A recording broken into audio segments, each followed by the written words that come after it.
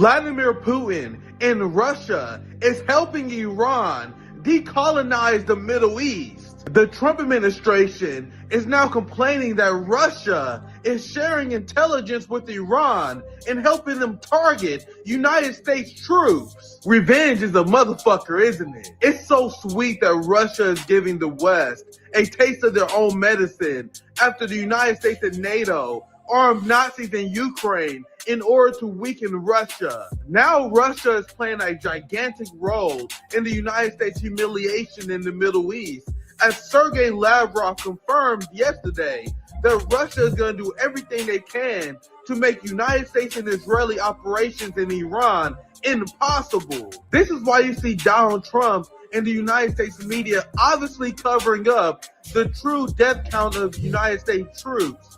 Russia is helping Iran smoke United States soldiers in the Middle East. The Trump administration is so dumb, they don't even realize how much they empowered Vladimir Putin and Russia geopolitically after their attack on Iran. Donald Trump's attack on Iran led energy prices to skyrocket, leaving many countries no choice but to look towards Russia. You have the EU begging to take Russian energy now after talking all that shit about weaning themselves from Russian gas in order to serve United States neocon interests. Vladimir Putin then hilariously threatened to cut them all off from Russian liquefied natural gas, showing them who really holds the cards here. Russia is in such a strong position. The United States was forced to lift sanctions, granting permission to India to buy Russian energy after the start of the Iran war. So United States allies are forced to fund Russia, who is then providing intelligence to Iran and helping them smoke United States soldiers in the Middle East. Donald Trump didn't really think this war through, didn't he?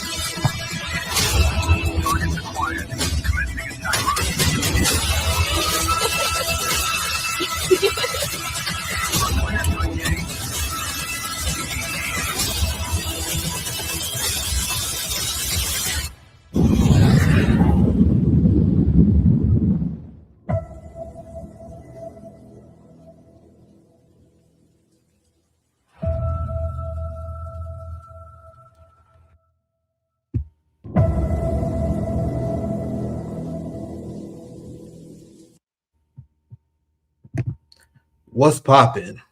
My friends, my family, welcome back. Welcome to another day, another edition of Nick at Prime Time. And this is a question I was asking on X, because you guys realize that the Israeli government, the United States government, is responsible. Well, they're responsible for the largest attack on school children in history. The largest chemical attack on a population in history when Iran attacked the oil refineries. We have the West that's completely shook, and they can only rely on just rank terrorism. And a question that I don't understand why many people on the left don't ask this question. I do. I don't give a fuck. Where are all the Jewish synagogues condemning this massive slaughter of Iranian children? We have over 3,000 synagogues in the United States, fam. And I looked. Go ahead, look up Senegal condemns the Iran war, and look how many results pop up. Why aren't they calling out Jewish terrorism done under their name? You know it's bad when you have Laura Ingraham.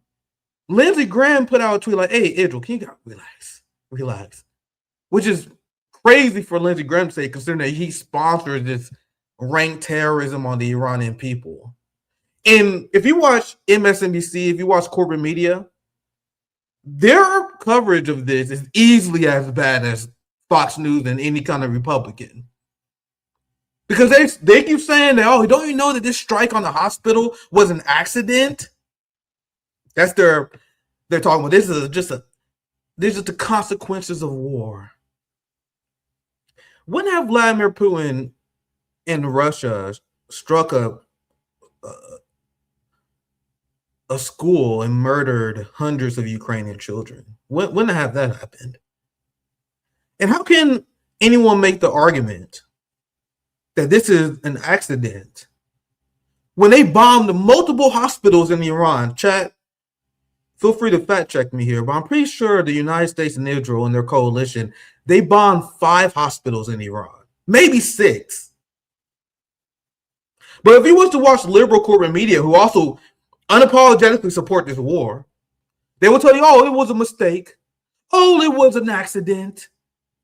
You guys can pinpoint and target and assassinate world leaders using your massive intelligence collaboration that you have with the Mossad, with the CIA, the infiltrators that you guys have in Iran. The same way they was able to pinpoint and assassinate Hamas leadership, Hezbollah leadership, and leadership in Iran, including their Ayatollah. And then they want you to believe that a strike on a school is an accident. And that's the messaging that everybody is going with in America. On the Democratic side, on the liberal side, the liberal propaganda on this has been as bad as the conservatives, in my opinion. Oh, these things happen in war. Nothing we can do about it. No, Iran has the United States shook. And you guys see my hotspot video. You got Iran who single-handedly took down the United States sanctions regime. They have mines in the Straits of Hormuz. And they know that everyone in the world is about to blame the United States and Israel for the massive spike in oil prices. You have Israeli settlers in complete shambles in Tel Aviv. Well, that's going to be a segment we'll get to later. The Israelis are having a hard time right now. They are begging Netanyahu to end this war after begging for it. But do you think the Iranian people, do you think they're ready to call it quits? Donald Trump is begging for a way out. We're going to get to that later. You have Israeli settlers who claim they love their homeland, that Israel is the holy homeland of the Jews. But you see how fast they are willing to run away? They are crashing their airports because there's so many settlers who are trying to flee this state. Look at these Iranian soldiers. This clip is spreading around the world. Because in Iran, they have these massive rallies in support of their government. And by the way, one of the reasons why I believe the liberal propaganda is just as, if not more deranged than the shit you see on Fox News. Because to this day, fam, AOC is doing it. Zoran Mamdani is doing it. Every single liberal corporate media outlet is still pretending that people in Iran are happy that they're being bombed and chemically attacked. They're still pretending that there are people in Iran holding out hope that Donald Trump is going to liberate them and implement democracy in their country. Meanwhile, in Tel Aviv, there are these massive rallies. So you ask yourself, why are the liberals so intent on lying on behalf of the Trump administration? You have liberals who told you that Donald Trump is the worst fascist of all time. Someone who is a tyrant thug who doesn't give a damn about women, but now they're legitimately selling you Jake Tapper on CNN, they're legitimately selling people that this war is good because Donald Trump and the Israelis going to liberate the Iranian people. And what makes it worse is that as you say he's going to liberate the Iranian people, you have Donald Trump sending out truth socials where he's saying, yeah, we're going to completely destroy Iran and make it so they can't even rebuild as a state. But we're going to get to that here very soon. All that talk by Donald Trump about destroying Iran and how and all the propaganda about them winning the war, it's all cope. I will show you guys. There's many leaks and reporting about how the Trump administration, they've been begging for a ceasefire. You want to know who's not ready for a ceasefire? The Iranian people, after you murdered their pope, after you assassinate leader after leader, and Iran was waiting for you motherfuckers to square up. You guys square up, did something stupid, and you realize that you guys had no plan. And Iran and Russia had checkmated you guys every step of the way. Now you guys have to demilitarize. I'm going to show you that here later as well. United States troops leaving bases. Dismantling military installations in South Korea. Now South Korea is so pissed. They're like, hey, man, I think we need to have peace with North Korea now. Oh, I don't know if I have time for that tonight. I have that saved. You guys know, as I said, I'm always in the lab cooking. So we see when we get to that story. FY, people in South Korea, the fake Korea, by the way, they're like, hey, man, I think this is it's clear that the United States only care about Israel. So maybe we should be friends with our brothers in North Korea. We see how that will go. But as the Israelis are ready to call it quits, as the Trump administration, as I will show you guys later, and it's been widely reported, they want to find a way out of this war because they're getting dismantled. I want to show you guys the warrior spirit of the Iranian people and the resolve because they are destroying Trump in the propaganda war. I'll show you guys that video that is going around the world right now of the reality of what the United States did. Humanizing the children that the gross bastards in America don't even see as human. They don't even see them as children. And the Iranian people are ready to fight. Because look at this video. This is one of the massive rallies that they won't show you on liberal corporate media, and they still pretend that the Iranian people are rebelling against their government. This is another example of the people coming out in massive support, completely destroying that narrative. And as they're gathering, this is an incredible video, guys. As they are gathering, there are bombs that are being heard. Because, you know, the Israelis and the United States, they have no strategy to win this war and accomplish their military agenda, but they want to cause as much human suffering as possible. You know, use terrorism as a tool of war. But despite knowing the demons, the Baal worshippers that they are fighting against in the West, look at the resolve of the Iranian people as they hear bombs overhead, and compare that to the shrieking Israelis. بسم الله الرحمن الرحیم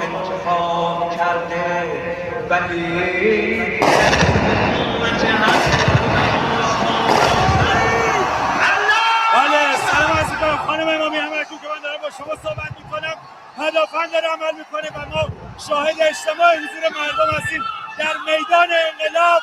ما نمی‌ترسیم، ما اینجاییم، ما اینجا هستیم، مردم اینجا هستن. حتی در مقابل Does it seem like people who are ready to call it quits anytime soon? This is a group of people who are ready to take out the Zionist regime once and for all. This gets me hyped up. My goosebumps fire up. The Iranian people is ready to finish this. And I'm going to show you guys the complete opposite in the West. The American people completely despise this war at a level I've never seen before.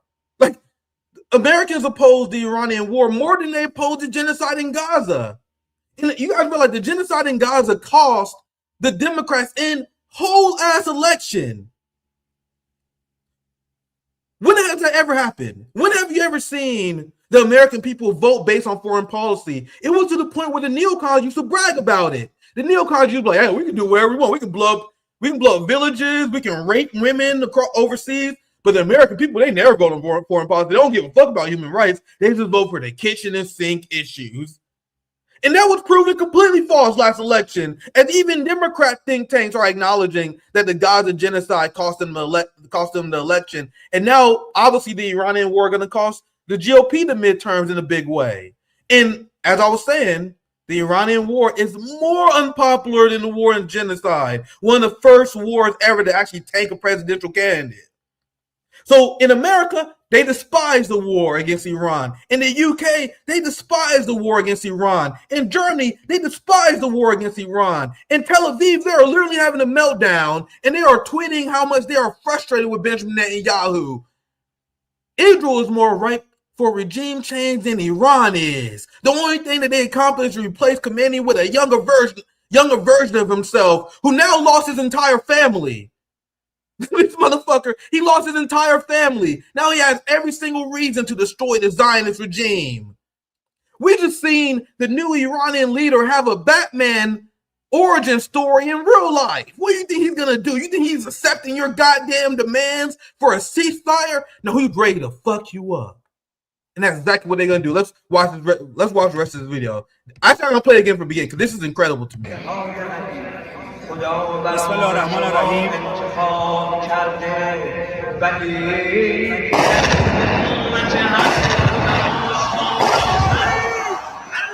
بله، سلام عرض می‌کنم خانم امامی، همه‌تون که من دارم با شما صحبت می‌کنم.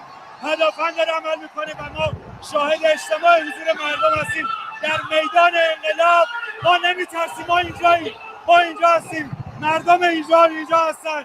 حتی در مقابل پدافندها، در برابر موشک‌ها ایستادن. مردم ایستادن، اومدن بیعت کنن با امامشان، با امام خامنه ای اومدن بیعت کنن و لبک بگیرن. مردم اومدن بگیرن ما نمی‌ترسیم، ما اینجاییم، ما مردم شجاعیم. داشتن شعار مردم. This is incredible.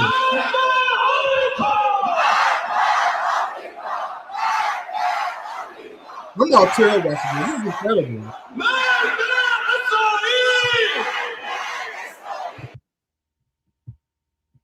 Compare that to the Israelis that are shitting themselves right now in their bunkers. Literally, there was a story about some guy shitting himself, and it was a big disaster.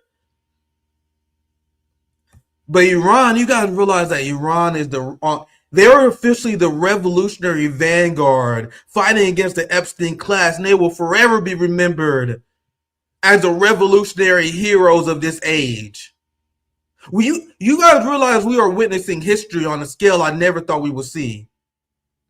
Well, let me correct myself. I didn't know that something like this was happening, but it's still unbelievable to witness it. We've seen Iran, and I'm just getting started here. You guys know I'm always in the lab cooking. I've been doing hotspot videos on this. Nico been putting on bangers. Our friend Jimmy just featured Nico, his latest hotspot. Big shout out to Jimmy. He always highlights our hotspot videos. But Israel's begging for mercy. The United States is begging for mercy. Who do you think is more motivated? These soldiers, these legendary heroes, or these these aspiring college students in the United States military that are currently seeking advice on how they can exit the military? You guys realize that there's a big problem right now in the United States military where the organization that handles conscientious objectors, the people who don't want to fight a war, they're being overwhelmed with requests to leave the United States military. You have Candace Owens in the right wing that is repeating what I've been saying for years now. This is an incredible time to be alive. Have you guys seen Candace Owens? I think, no, America should never fight for the United States military. I'm like, oh, Jesus Christ. The right wing, a lot of these people were just now getting to the positions we've been at. So who do you think more motivated? The people fighting for the Epstein regime because they want free college, or are these people fighting for their existence? Let's dive into it. That was a intro monologue, a little bit longer than I planned, but because we have a lot. We had a lot to cover here. Look, Iran is refusing overtures for the United States until Israel retreats and completely collapses. So you guys realize that Iran is in this shit to win it now, right? Like after they started not one, but 2 wars in the middle of a negotiation. Do you guys think Iran will ever trust the United States to negotiate in good faith ever again? Do you think they will ever trust the Israelis who want never-ending war against the Iranian people? You have the United States, and it's not just Trump, but this is the overall regime over the last 15, 20 years, who completely destroyed the concept of diplomacy. You can't even trust them no more. They did it in Venezuela. They did it in Iran multiple times. They did it to Hamas when they were negotiating with Hamas and then executed their leadership. So they've shown over and over again that international diplomacy is a fool's errand. It is our government, and Americans need to be furious. That is our government that broke international law and broke the concept of diplomacy. So because of that, Iran like, all right, bitch, we're gonna end this shit once and for all. And you guys see they're having rallies like we can't wait till you niggas come in here. We cannot wait until you goofy TikTok dancing soldiers cross this border. We're gonna give you something to TikTok about. That's Iran right now, daring the United States to do something stupid, as they're checkmated on the chessboard right now. Look, few in the West seem to understand what this means. The war isn't ending anytime soon because it isn't up to the United States when it ends. Bro, even in many of the disastrous defeats the United States have taken in my lifetime and in my parents' lifetime, when have we ever seen a position where the United States is begging for the war to end and the people who they are victimizing like, nah, nigga, we finishing this fight? Even in Vietnam, the United States like, all right, peace, we fucking lost. And they left, and Vietnam like, all right, bitch, leave. Korea the same, like, fuck, we couldn't get rid of communism on the peninsula. I guess we gotta leave. The same with the war on terror. The war on terror, they realized they couldn't get rid of the Taliban, so they replaced the Taliban with the Taliban in Afghanistan. And they were like, all right, I guess we're out now. Iran was like, no, you're not getting out of this so easily. And this is the source I was quoting regarding Donald Trump reaching out for peace. Now, and it's clear that this is the case because Israel wants this conflict to be over because Tel Aviv is ruined. These Israelis are forever traumatized. They have countless injuries that they're reporting. Fam, you know how bad it is? I just now seen the video. Look, literally, this video was released 8 minutes ago. We might watch it. I haven't seen it. The video was just released 8 minutes ago on Fox News' YouTube channel, where they are covering how Tel Aviv is getting hammered. You know how bad it is when even Fox News is admitting it?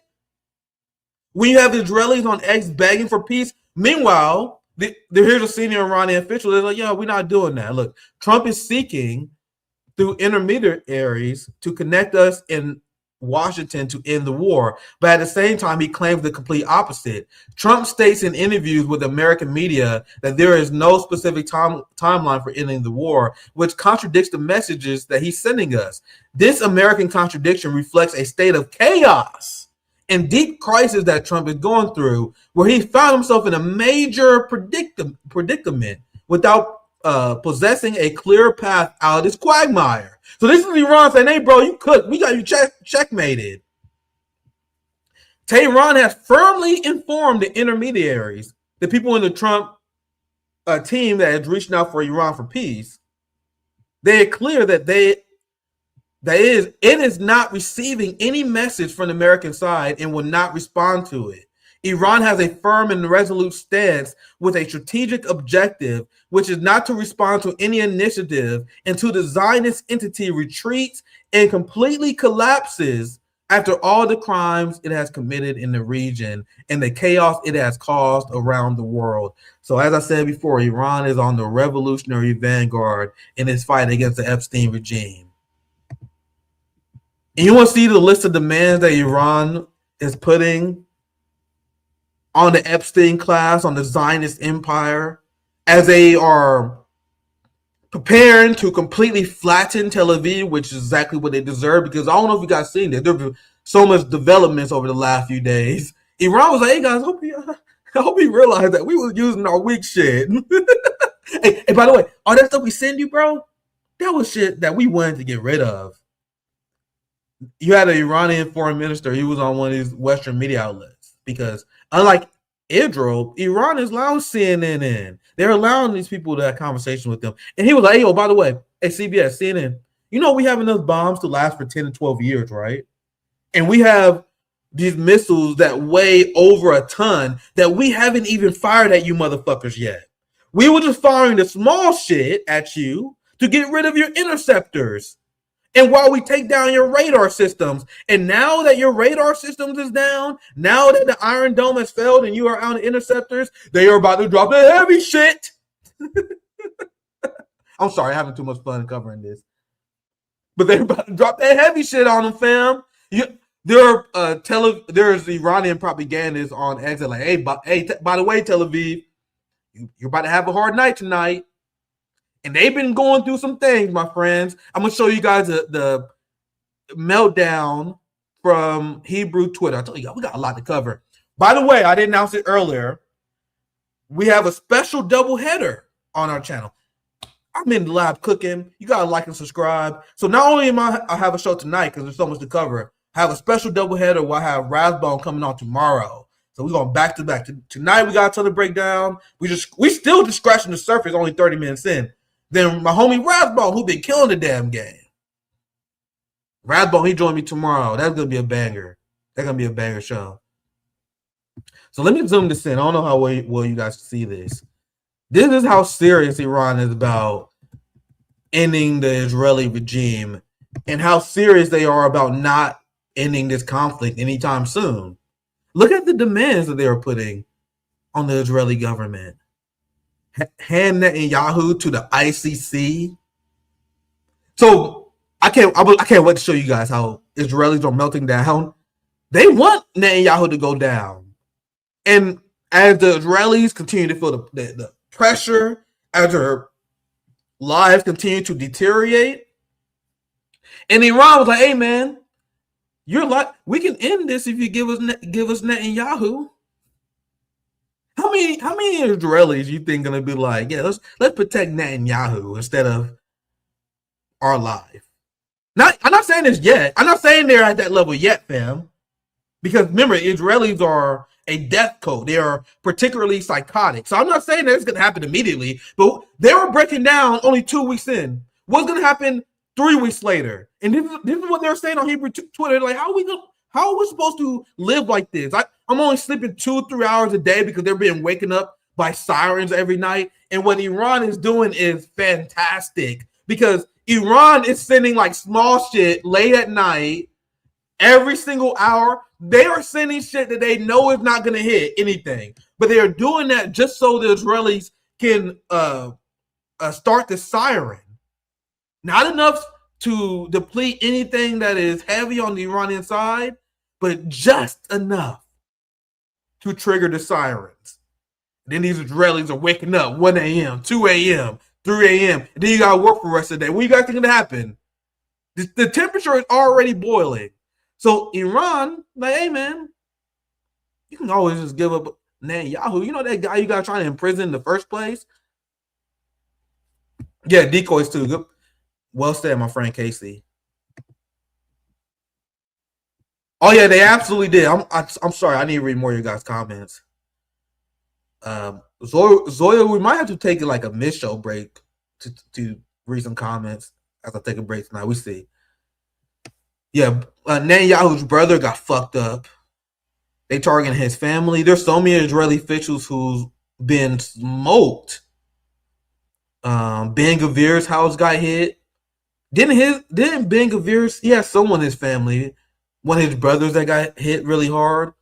We're still in the fog of war, so there's still a lot of information that we gotta be careful about. Because I don't think there are a lot of rumors that Ben Gavir was hurt, but I don't think that's ever been confirmed. That's why I'm trying to be very careful. These shows take a lot to put together because, fam, there's so much stuff on the X. There are people posting like old Smodrich. Yeah, he's the one I'm thinking about who had his brother wiped out. As much as I love seeing Tel Aviv get bombed, bro, you guys showing like old video clips from last year, not really helping. Like there's a complete media blackout in Tel Aviv. Corporate media is not really showing a lot. So we can get glances every once in a while when the Israeli break the news, but you guys I'm just saying, be careful what you see on X, because there are a lot of people who are just looking for clicks and that Elon Musk monetization money. And there are a lot of like fake shit spreading around right now. That's why I gotta be very careful what I show you guys. I remember I got in trouble with that like a few years ago. While I showed a clip that I thought was real, it was actually like another war zone. So be careful what you see on X. There are a lot of bullshit and a lot of fog of information. I promise you guys, I do everything I can to be as accurate as possible and show you everything that is real. And anything I accidentally I'm doing my due diligence, and I'm not. You gotta know I won't ever purposely mislead you, and that's what I'm trying to do. That's why these segments are hard to put together. What films I can show you guys, because there's a big information war, and there are people taking advantage of that too. But let's continue with the demands. Withdraw to October 7th border. So this is Iran being nice. That's Iran being nice as far as I'm considered. Cancel Trump's Gaza plan. Lift all sanctions. Return frozen funds. So yeah, they got a few on here. That's a little nice. But they are also calling for essentially the dismantling of the Zionist empire. They're calling for the United States empire to massively disarm one of their main tools of oppression, of sanctions. Look, lift all sanctions. You have Donald Trump that announced he lifted oil sanctions. Sanctions off Russia are being lifted. Once again, humanity owes Iran a massive debt of gratitude, because the United States, they have sanctions on 1/3 of the world's population. There was a study done a few months ago that revealed how 38 million people died because of United States sanctions over the last few decades. It's a horrific policy. Everything that they told you about communists and their death count pales in comparison to the United States and their sanctions regime. And Iran is ending that. They're ending United States bases. But let me continue. As you see here, recognize Iran's nuclear rights. And that's just a setback for the United States empire, because with Obama, they was able to negotiate and control Iran's nuclear program. And before this war officially started, there was rumors about how Iran was proposing an even more stronger and comprehensive Obama-Iran deal, which would have greatly actually nerfed their nuclear program. Then they killed Khomeini, the Ayatollah, and ruined it. Now they're like, hey, by the way, you guys can't say shit about a nuclear program no more. No more inspectors. No more investigations. You guys lost all rights to do that now. Lift all sanctions and return frozen funds. Recognize Iran's nuclear rights. Leave Lebanon, Syria, and Yemen.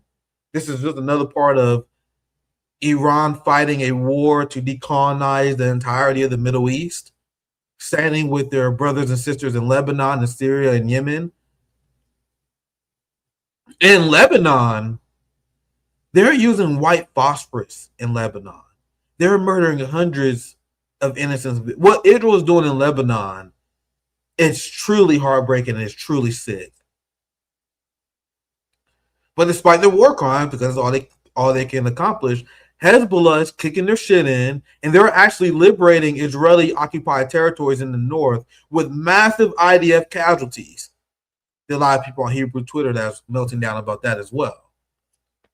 And look at this one. Evacuate all United States bases from Arab soil. So how can anyone say that Iran is now in the vanguard of the revolutionary struggle? And the working classes around the world should have uncritical solidarity with them in this revolutionary fight, because just like our sister Jody Barr says, whenever the capitalist empire loses a war, whenever they are bled out by their enemies, we gain. That's a direct victory for the working class. The weaker they get, the stronger the working class gets. And I really don't understand why Trotskyists don't understand that. I don't understand why Democratic socialists and people that are to my right People I may agree with a lot on domestic policies, but the people that I condemn Iran, I condemn Russia, why don't they understand the basic fact that Jody Burr broke down on our show? The basic facts of revolutionary struggle, a simple formula of international relations. The weaker your empire gets, the stronger the working class gets, the stronger your position in revolutionary struggle is. So this is a fantastic victory not only for Iran, but all of humanity. And Iran will be the most beloved country in the world for generations. You're gonna see little Teherans popping up all over the world. You're gonna see people learning Farsi all over the world now. I fuck with Iran, especially after their revolutionary struggle that they're fighting right now. They're demanding a Trump public apology. And look at this final banger here. This is how you know that Iran's like, bro, I don't give a fuck if you agree to this or not. We want complete and utter destruction of your empire. They say they want complete compensation for every single sanction that they ever opposed.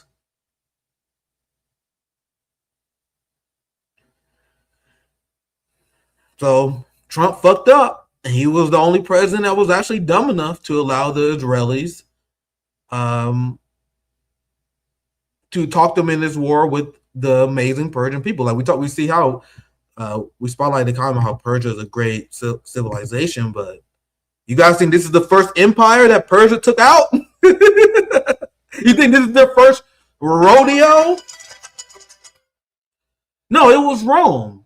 You guys know how Rome got fucked up by Persia? You have empires and ruling classes who dream to conquer the Persian people. Generations and generations, they fail. Empires have died because of that. Rome made a massive mistake thinking they can get rid of Persia. Yeah, the Mongols as well. I need to do some more reading about that for sure. But yeah, the Mongols, bro, Persia is, and the Persian people have a history of snuffing out these motherfuckers, which is why they're like, hey man, if you guys want to come and have a ground invasion on our soil, you're going to deeply regret it.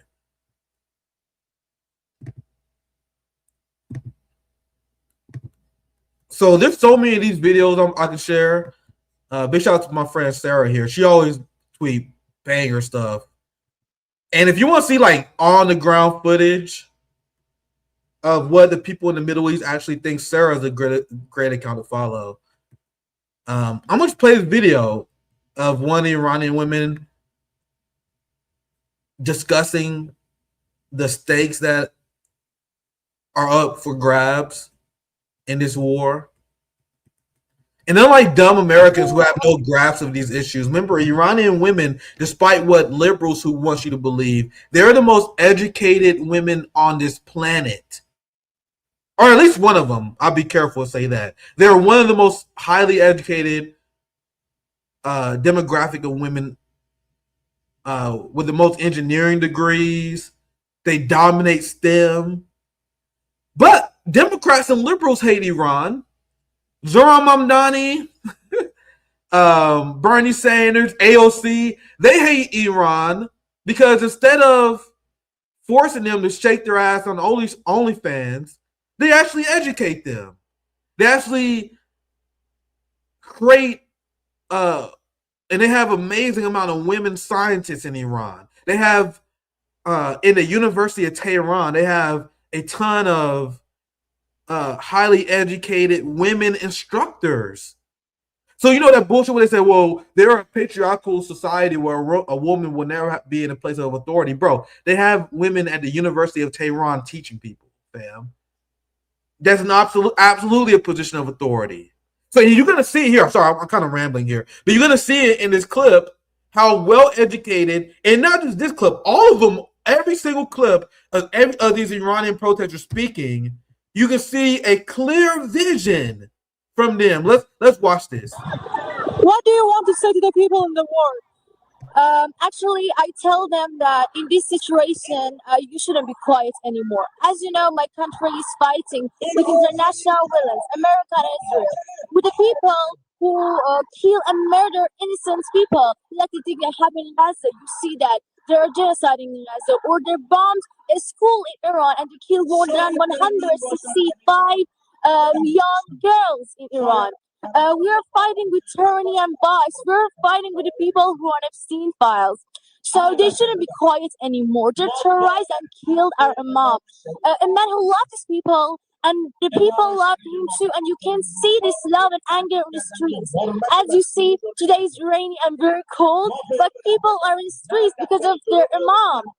They loved him, and he stand by them with his family, and he became a hero for everyone. Not just Iranians, he's part of the story because of his courage and resistance, and everyone loved him because of his special behavior. And I want to say that we shouldn't be quiet, not just me, not just you, everyone should say something to Israel. And if you hate this a cruel regime, you shouldn't be quiet anymore and join us. It doesn't matter where are you from or who are you. It doesn't any matter. Just come and join us today. And we are Iranians, we are braveheart. And if you're curious that why we are like this, I really recommend you to search about Imam Hussein, because we love the man who removed the door of Khaybar Castle.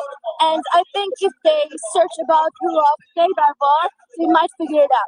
And also, we believe Allah Akbar. We say Allah Akbar. Allah Akbar means God is absolutely more powerful than our enemies, their missiles, their bombs, and their liar media. That's why we are. So they are fired up, and the Iranian people can articulate what they're fighting for. We are fighting the people who are in the Epstein files. They bombed the school in Tehran. They're genociding Gaza. These are all well-articulated points. And now let's get to more of the substance of it, because I'm gonna show you guys exactly what I mean when I explain to you how Iran has the United States completely checkmated, and the anti-imperialist global movement should be ecstatic that Iran and the global majority is blessed that they launched this war at a time where they probably have the dumbest managers of the ruling class. And don't get me wrong, Anthony Blinken and Joe Biden was really dumb.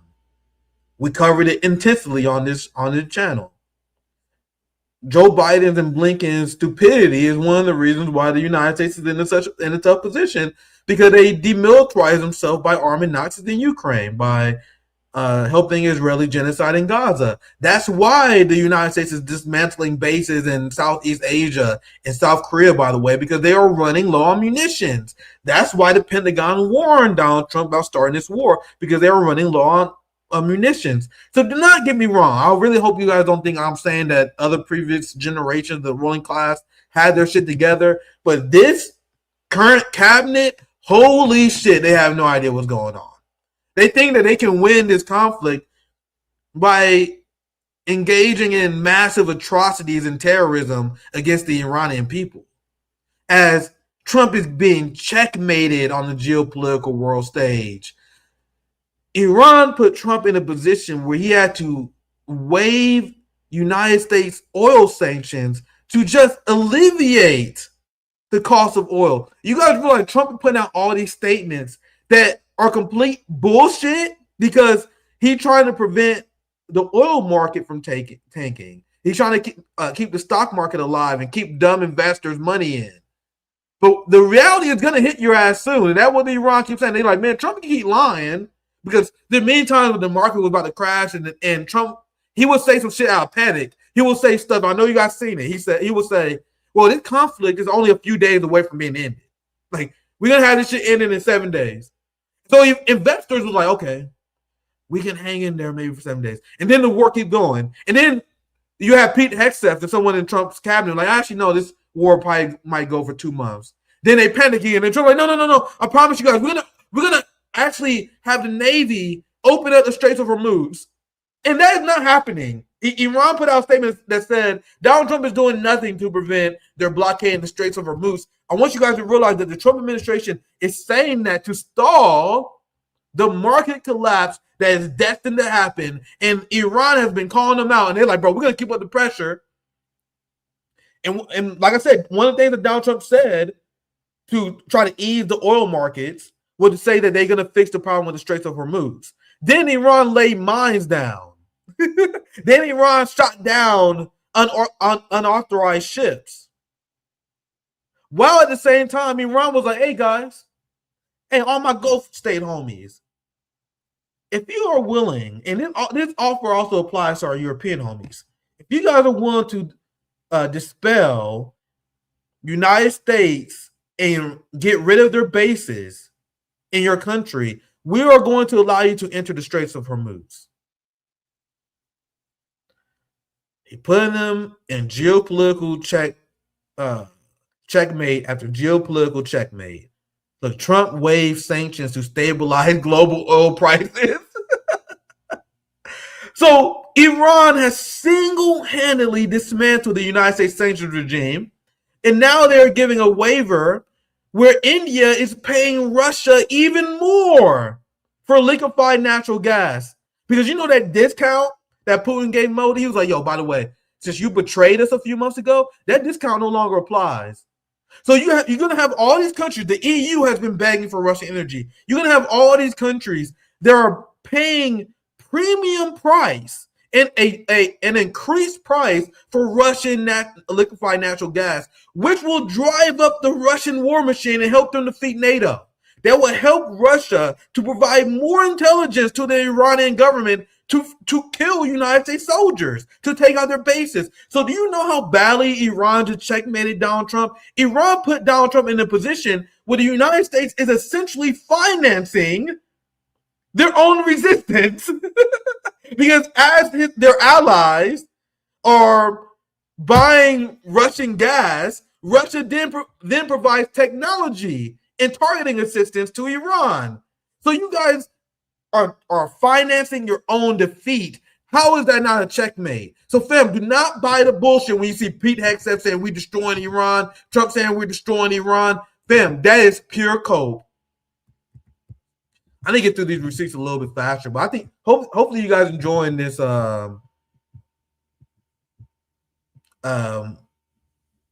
lecture, I guess, presentation of what's been happening. There's been a lot on my mind. Remember, we have a special double header.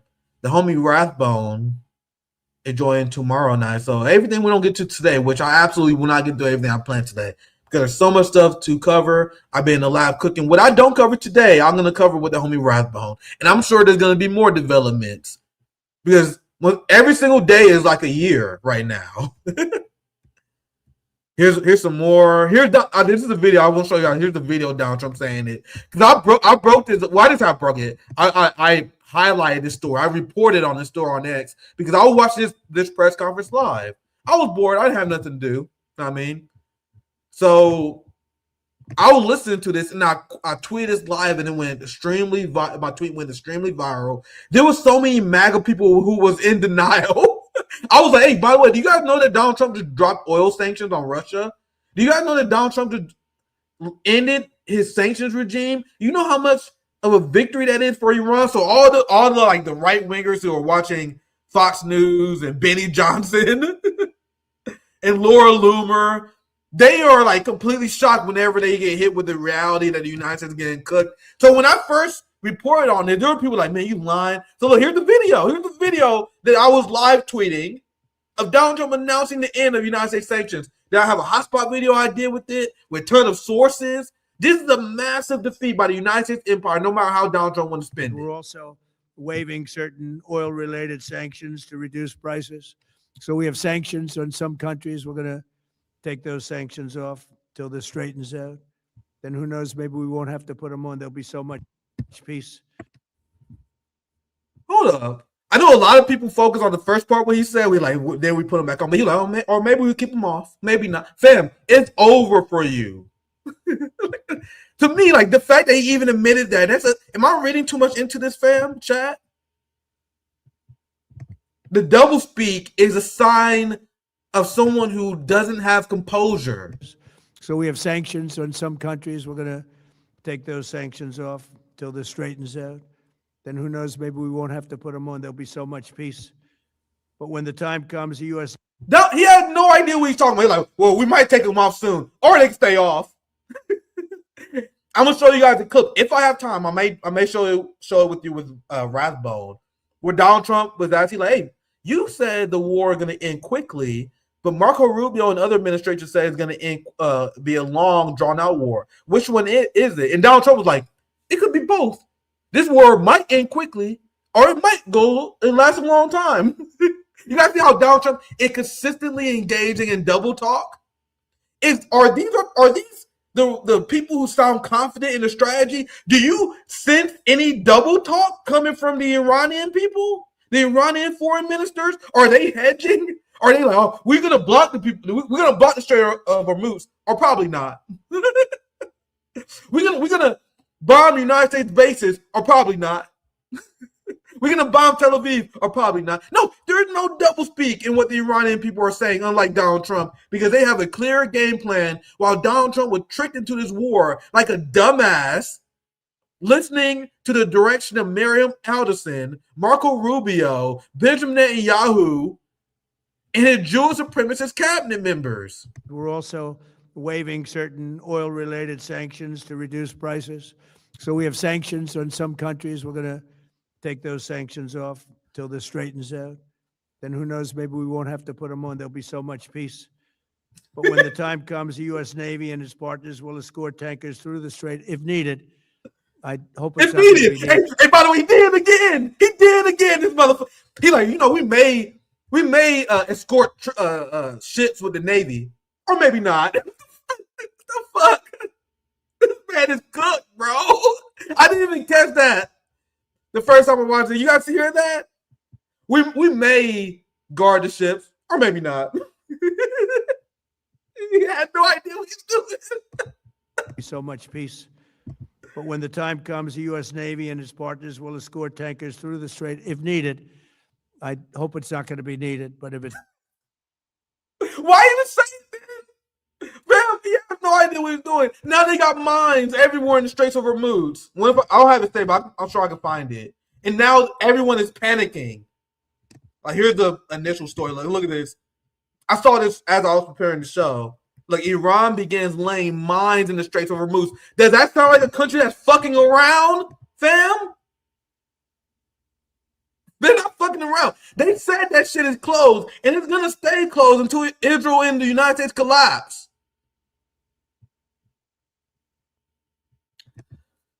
What a glorious victory by the Iranians. This is I already mentioned this earlier. There's someone reporting on what I mentioned this earlier in this presentation.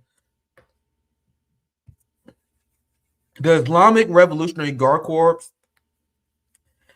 Sorry. It takes a lot out of you to lecture and rant about this stuff for around an hour.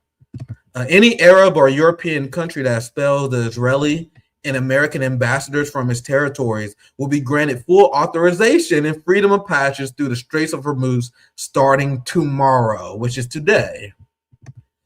So Iran is putting United States allies in a position where they have to break ranks. That's why Saudi Arabia, UAE, a lot of Gulf countries, they are now analyzing their financial commitments to the United States. They're relooking at contracts. Iran is completely and utterly decolonizing the Middle East from the United States empire. And I think many Americans still have no idea what's going on right now. The amount of history that we are witnessing in only just a few days. The amount of history that we are witnessing in just a few days, fam. Look at this. The United States has announced a withdrawal from military bases in Qatar, Bahrain, Kuwait, Iraq, Jordan, the United States Arab Emirates, Syria, and several Gulf countries. And fam, do you think Iran is about to allow them back? These United States bases are done for, fam. Do you think there will be political will for us to even build these bases anymore after the failure of the Epstein regime? I'm in all too, fam. Even I was sleeping on how I told you guys that the war in Iran would be devastating for the West. But I think most people need to acknowledge that we didn't recognize their game to this extent. They had every single second of this war analyzed and prepared for. I'm in complete awe in how they are handling this. Don't get it twisted. My heart is heavy over the suffering of the Iranian people because that's the only thing, as I mentioned countless times on this show, that's the only thing the United States can actually do is cause massive death and suffering. There's estimates of around 3,400 Iranians that was killed since the start of this conflict. And once again, they are victims of a massive chemical attack. So the only thing the West can do is inflict suffering, but just like every conflict they have lost, like every single war they lost in my lifetime, as they are causing suffering, they are not accomplishing their geopolitical agenda. They're being hurt home politically, and their enemies accomplish what they set out to do. Never forget, the United States said that they're going to destroy communism from the Korean Peninsula. And last time I checked, communism is thriving there in North Korea. How'd that go? I thought you guys was going to have a war on terror. How did that go for you guys? Vietnam, how did that go? Afghanistan, how did that go? Fam, there's so many people who have no idea, bro. I've been vindicated because I've been on Twitter, I've been on X talking shit for years. Pissing off veterans. I piss off these right wingers. Why you guys think I'm banned for corporate media? Because they don't want me to come on and talk shit about the military, bro. I talk shit about the military all the time. As anyone who follows me on X, I was telling people years ago that the U.S. military is pussy. The only thing they can do is murder children, bomb people in some fucking bunker like a bitch. But when it comes to the warrior spirit, when it comes to accomplishing geopolitical objectives, our ruling class are filled with morons, my friends. Fuck, dude, we got so much to cover. Once again, we got Rathbone come out tomorrow, so maybe I shouldn't stress myself. We're gonna get through it. We got a lot of great shows. Make sure you guys like, subscribe if you're enjoying this. Help a brother out. Oh yeah, I didn't even show you the video. This is what I was just talking about. This is Iran decolonizing the Middle East. I really hope this video is real. You gotta be very careful on Twitter, X right now. But according to this source and according to other sources I saw, I really hope this video is real. Now that I think about it, because there's been a lot of bullshit that's been spreading. Either way, this is happening. Bahrain has been completed. There's been an uprising in Bahrain the same way the West wanted an uprising in Iran. Oh, man. We still got a lot of cover. What we have next? Oh, yeah. This is another massive cause. They're now acknowledging that over 100 United States soldiers have been wounded. Them, it's going to be drip, drip, drip. It's going to continue to be drip, drip, drip. Because they cannot allow the American people to realize how many United States soldiers have been smoked in this war. I'm not going to sit here and tell you guys, because once again, I would never mislead you guys on purpose. If I ever get anything wrong, best believe it is an accident. But there are numbers being reported in Russia. There have been numbers reported in European countries where the death count of United States troops is in the hundreds. And once again, I'm actually being conservative, believe it or not, because I don't want to get your guys' hopes up. They're reporting that there's hundreds. I don't know if that's true. But I know for damn sure that it's not 7. You guys see how they slowly going to roll these out? They're going to slowly roll out the amount of United States soldiers. I don't know if I have it saved, but I saw earlier today how some government official acknowledged. It might have been Mike Waltz. I think it was him. He acknowledged that there was 100 wounded service people on Fox News. That's a huge admission. You guys see how they slowly trying to ease the American people into the reality of what happened? Because once the American people know of the reality of what is going on with the United States troops, there's going to be hell to pay. I want to see if I can find this tweet. I think this is it. This is from, I believe this guy, I don't want to smear this guy, but I'm pretty sure he's more liberal-minded. I'm not too familiar with Don Winslow, though. But I'm pretty sure this is a more establishment. Yeah, health issues. That's what they've been saying. They've been saying there have been a lot of health issues. A lot of health issues. That happens when you have a missile land on your damn head, right? You get health issues. So they've been like, United States soldiers suffering from health. It's fucking hilarious.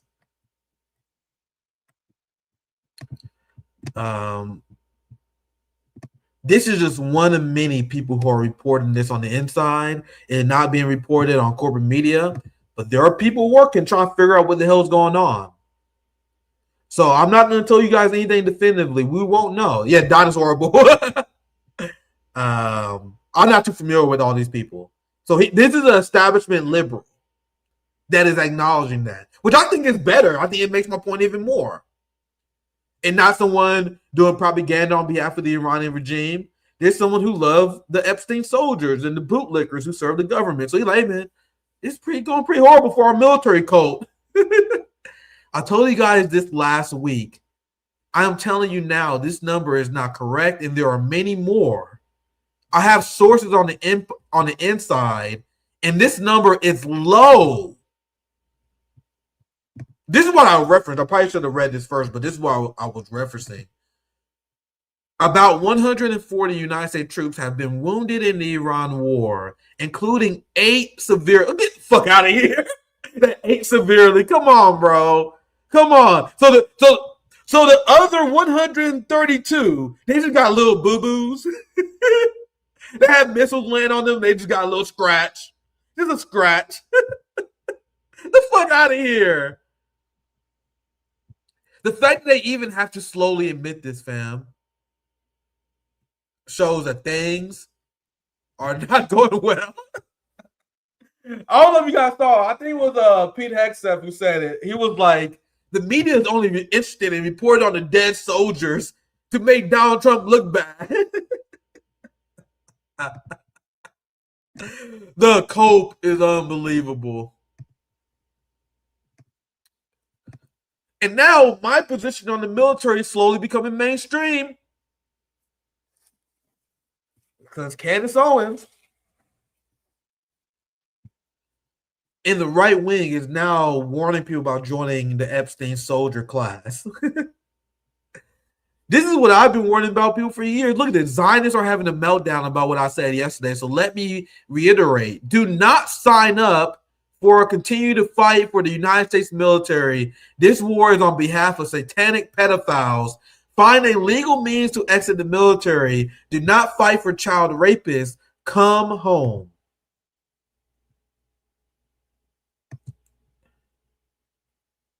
Seeing the right wing adopt my position on the military after all these years,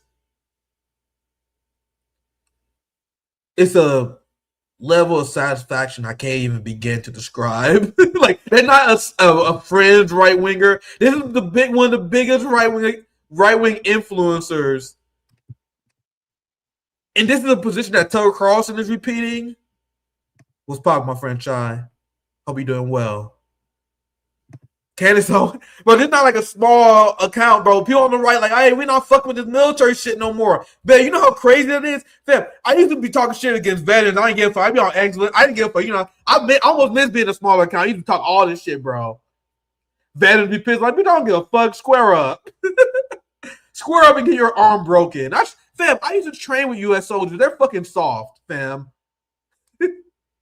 They all threatening me. They're like, bitch, we're going to find your address. We're going to come get you. I'm like, bitch, if you send someone, they're not coming back. I train with U.S. soldiers. You got to know that my first BJJ trainer, he used to train Marine Corps in Jiu-Jitsu.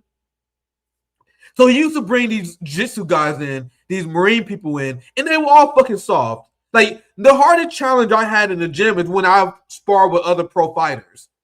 Now, I'm not telling you guys I'm like a championship level fighter, but I can hang with a pro UFC fighter. I used to spar with Jason High. My cousin was a Stars featured welterweight boxer.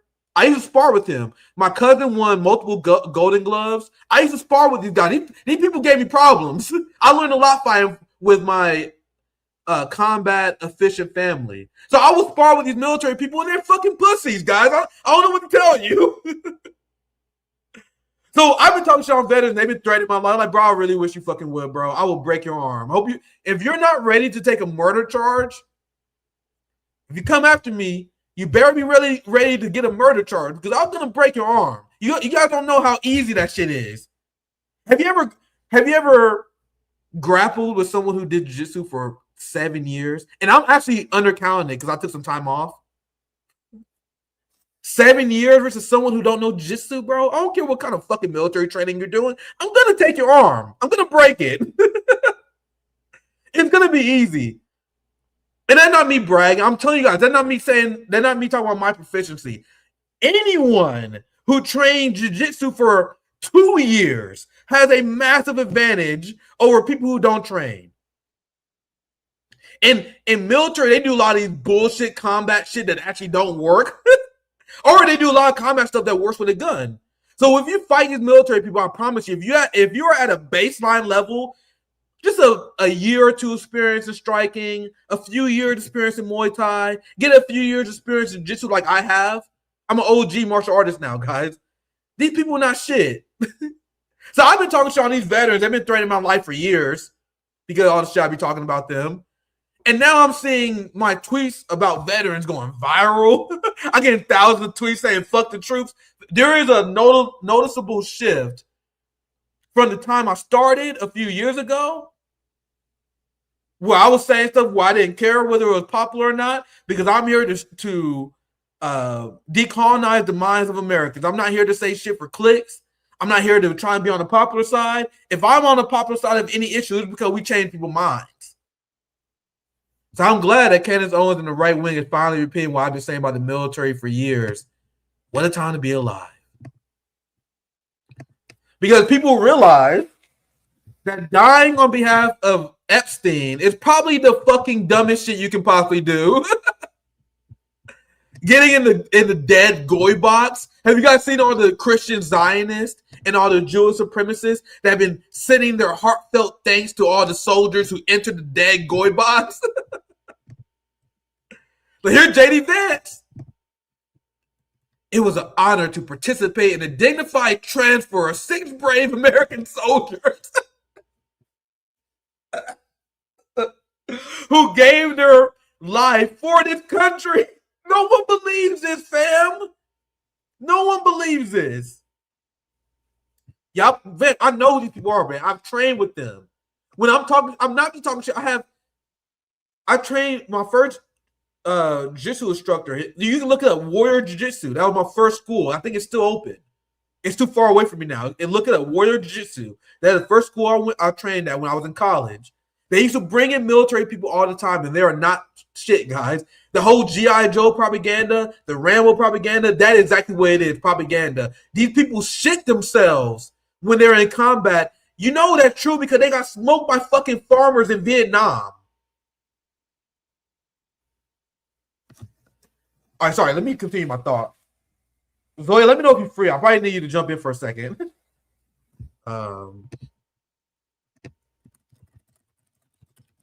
I still have a little bit more code. Maybe I should end this. I don't know maybe I should do 90 minutes because I have Rathbone drawdown tomorrow. We see. But I got a few more receipts I'm gonna show at least. But here, JD Vance thanking the dead Goy soldiers for dying for the Epstein Class. I want to just start on a slightly somber note here because on a personal level, I was honored to be able to participate in the dignified transfer of 6 American soldiers who were killed overseas in this conflict with Iran. And I'd never done that before. And a lot of you served our nation in uniform. I know a number of our firefighters have all across our country. And I just want to say that if you are the praying type, and I certainly am, I hope you'll spare a prayer for the 6 souls that we lost, for the 7th soul who will be coming home tonight, and for all of their families. You all know better than almost any category of Americans what it means to put on a uniform and to sacrifice for our country. And so I hope you'll share a moment of prayer for our brothers in arms, for your brothers in arms who keep this country safe in their own way, just as you keep the country. Bro, they're fighting on the interests of the Greater Israel Project and the Epstein regime. You realize that Jewish supremacists are panicking because they already lost the PR battle on this Iran war. Because you want to know what they're calling the Iran war all around the world? They're calling it the Epstein war. And the Washington Post, I might do a hotspot video on this tomorrow. You guys know I'm always in the lab cooking. I'm only like a fourth through my prepared outline tonight. I think I went way too hard tonight. But you guys know the Washington Post. I'm desperately trying to find it. They wrote an article that said anyone who calls it the Epstein War is being anti-Semitic. Here it is. I found it. Here it is. Sorry, Epstein Theory Operation. I think that's what it is. Everyone's calling it Operation Epstein Theory because there's a source, a leak from the White House that claimed that the reason why Donald Trump named this Operation Epic Theory, you guys realize that Donald Trump named this Operation Epic Theory. So when you Google Donald Trump and you put Trump and EP, because you know a lot of people are searching Donald Trump and Jeffrey Epstein. Do you understand how calculated everything these motherfuckers are doing? So they named it Operation Epic Theory. So when you type in Trump EP, if you look for Epstein, the first thing that pop up will be Trump Epic Theory instead of Trump Epstein. Does that make sense? You guys know that's why they named that this. And now after it was clear what they were trying to accomplish here, a lot of shit posters like me, a lot of anti-imperialist brothers and sisters, they've been calling it Operation Epstein Theory. They've been calling it, what do you think they call this war in Russia? Do you think they're using the United States official language? What do you guys think they call this war in China? Operation Epstein Theory. And look, Washington Post wrote an article saying that there's been a spark in anti-Semitic content, quoting the ADL, and they said that anyone who calls this Operation Epstein is being anti-Semitic. I probably should say that for Rathbone.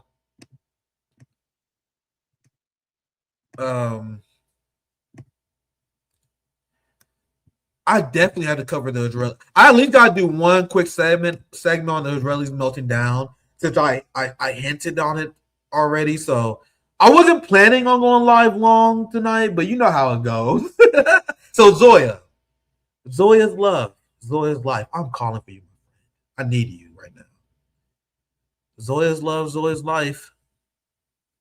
You want to help me get a break?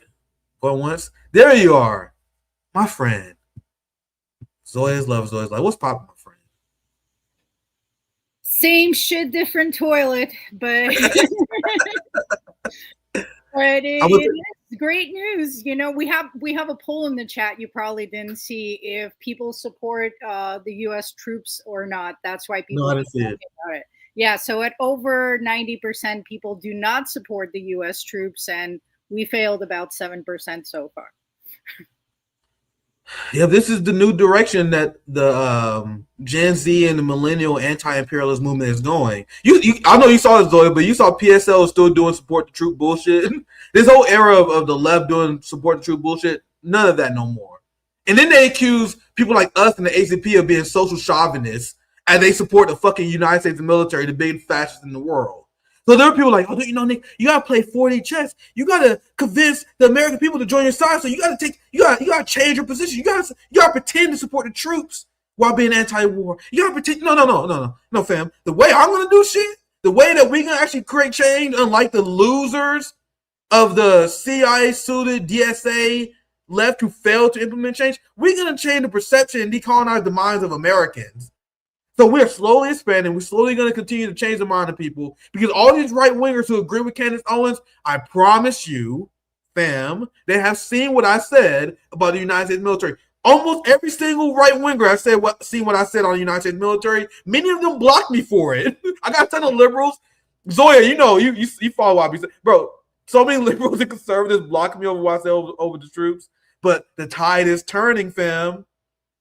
The people are starting to reject serving the Epstein regime, and I'd rather be the instrument to change people's minds rather than just try to be popular, try to pretend I support these fucking mass rape soldiers. You know what I mean? But Zoya, I'm gonna take a quick break. I'll pass it to you. You can read some chats, comment on anything you want. I'll be back in only a few minutes. I just need to take a quick break because I do want to do one more story before I end it tonight because I still have a lot more to cover. But Rathbone join us tomorrow. I'm gonna take a quick break. I'll pass to you, Zoya. I'll be right back. Sounds good. This actually reminds me of Defund the Police because Nick and I, as a lot of you might know, co-founded 10 Demands during the George Floyd protests. And everyone was trying to talk us out of using the slogan defund the police because it was too edgy, too radical. Come on, guys, use softer language. And actually what we did by supporting, not just us, but everyone who did, by supporting defund the police was plummet police recruitment rates. I've seen cops seething and melting down online because recruitment numbers are so low. So don't let them fool you. We should never compromise on our language, and we should be pushing people towards more radical politics, not watering down our messaging. And then you end up with people like Mamdani that can easily pretend that they're watering down their language just to be on our side. We have to always be honest with the working masses. And now let's get into some chats. First, we have Mark Pugliese. Thank you for the $2. I was there when you first said it here. Thank you so much, and thank you for sticking with us all this time. Hamad, thank you for $7. Appreciate the support. Randy Terpastra asked, to the poll about U.S. armed forces, why would you sign up to be cannon fodder for the evil empire? Why indeed? They try to create financial incentives, but there are better things to do than kill children. There's always options that don't involve killing children. Fine weather. Hey, love you, Nick, bro. Top JJ4154, amazing Persian civilization. Yes, indeed. Over 2,000 years old. Danielle, Trotskyists are stupid, gullible, and or duplicitous. Yeah, I definitely, most of the ones I meet start out as gullible and end up duplicitous. Just a different version of liberals.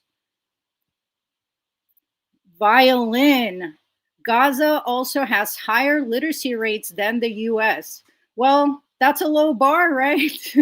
So many countries have higher literacy rates than the U.S., very sadly. Majority of adults can't read above a 6th grade reading level in the U.S. So like a lot of people said, they don't want an educated proletariat in this country. They just want a consumer culture. Ayote. Liberals think a woman is oppressed if she can't get naked on the internet. Yeah, amen. They're definitely trying to push their way of thinking onto other cultures and other older, more conservative civilizations. And that is the supremacy that they need to decolonize their minds from. Arcane Eclectic. Assassinating the Ayatollah during Ramadan is like assassinating the Pope during Easter. Yes, a lot of Westerners don't understand that. Thank you so much for saying that. Because this is their holy figure. This is like the Pope in that side of the globe. And he was so old. I mean, assassinating a man that's in his 80s and calling it a victory just actually exposes the weakness of the empire. Top JJ, women were prominent doctors and scientists in Iraq as well, and Libya, and we fucked it up. Amen to that. The Big Easy, you on target, Nick. Nick usually is. Top JJ, EU is cooked. Yes, indeed it is. I mean, U.S. has definitely put the EU in a terrible position where they were forced to reject cheap Russian energy, and now they are scrambling just to get a little bit of that cheap Russian energy. Garlic lasagna. Oh, that's making me hungry. Guys, and we mustn't forget that Israel is the proxy to UK's evil secrets, the original empire that started all the evil shit. Yes, indeed, never let the UK off the hook. They have centuries of genocides and horrible human rights violations under their belts. Negras Tormentas. You guys bear with me with the pronunciations of these names. I'm doing my best, but you guys are very creative with some of these. The US empires still need to do something to Iran, though. They need to stop the flow of energy to China soon. They can't wait too long. Well, this is obviously also a proxy war on China because China was very energy dependent on the region, but China also knew that this was coming for a long time. So they have been preparing, and that's why they're leading in renewable energy and have deals with Russia and other places. So China is very well prepared to withstand this, and they knew that this was coming. Oh, I'm so lucky to have Zoya. Zoya's love, Zoya's life. You're killing it, my friend. You're so good at this. I love this format. I'm ready for my next segment. Now I'm playing my next segment, and then you can take over after this. I don't know exactly how long this segment is gonna be. I know we're definitely gonna clip this one though. It makes it easier to edit and cut these clips when we do these intermissions as well. That's why I love this, and I appreciate you joining me and helping me with this, Zoya. You're killing it, my friend. Let's start with this segment though. I'm gonna bring you back in, Zoya, after we're done with this segment, so you can read the rest of your super chats. But thank you. So I'm gonna continue here. Yeah, Zoya's great. You guys have no idea how sharp Zoya is. She used to be in spaces all the time. She's extremely smart and well read. I think a lot of people y'all don't really know Zoya like that, but she's I think she's easily as informed on geopolitics as I am, easily. All right, let's continue. I will just use that as a guide to help me with my editing later. All right, so let's start the segment. Donald Trump wants out of this war. And it's obvious based on statements that he's making. Like the Trump team, they keep putting out statements of like, hey, Iran, we're ready to negotiate if you are. And Iran, like, well, we're not ready to negotiate, as I showed you guys with a previous segment. So this is people noticing that Donald Trump is clearly looking for an exit rant because this has gone horrific for them. So here's just one source. Trump press conference reveals a man who wants out of war. He may be prepared for the ground for a face-saving declaration of victory. Yeah, I think that's what a lot of people expect. A lot of people are expecting Donald Trump is going to say, just like George W. Bush Jr., mission accomplished. Maybe accomplish one win. You know, they've been starved for actual geopolitical wins instead of just acts of genocide. Because you realize that's the only thing they accomplished in Tehran. It's just acts of genocide. So what a lot of people are theorizing Trump would do is finally get a victory, like an actual real victory. And then when that happens, he's like, all right, mission accomplished. We got rid of the Ayatollah, the old run. Now we're going to work with the new regime. That is what Republicans are begging Trump to do right now. And you want to know why?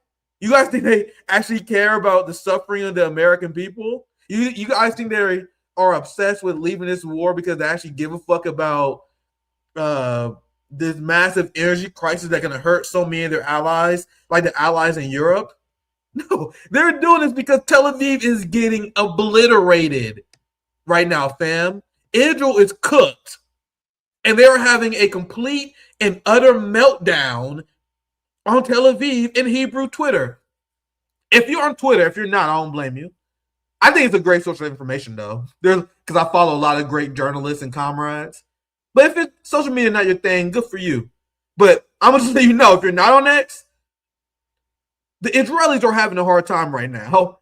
If you are on X and you haven't seen it, search Hebrew Twitter. I'm gonna show you a few examples. You also can search the Hebrew word for Iran, copy the Hebrew text, put it in the search box, and then sort it by the latest tweets, and then you will find yourself on Hebrew Israeli Twitter. And then once you join Hebrew Israeli Twitter, you will see the Israelis, they are an utterly defeated people. So I'll just read this part. I got a lot to show you guys. BBC correspondent Khosra Naji from Tel Aviv reports that the situation is very bad. Israel is in partial lockdown. The streets are empty. And by the way, what do you guys think this is doing to the economy, by the way?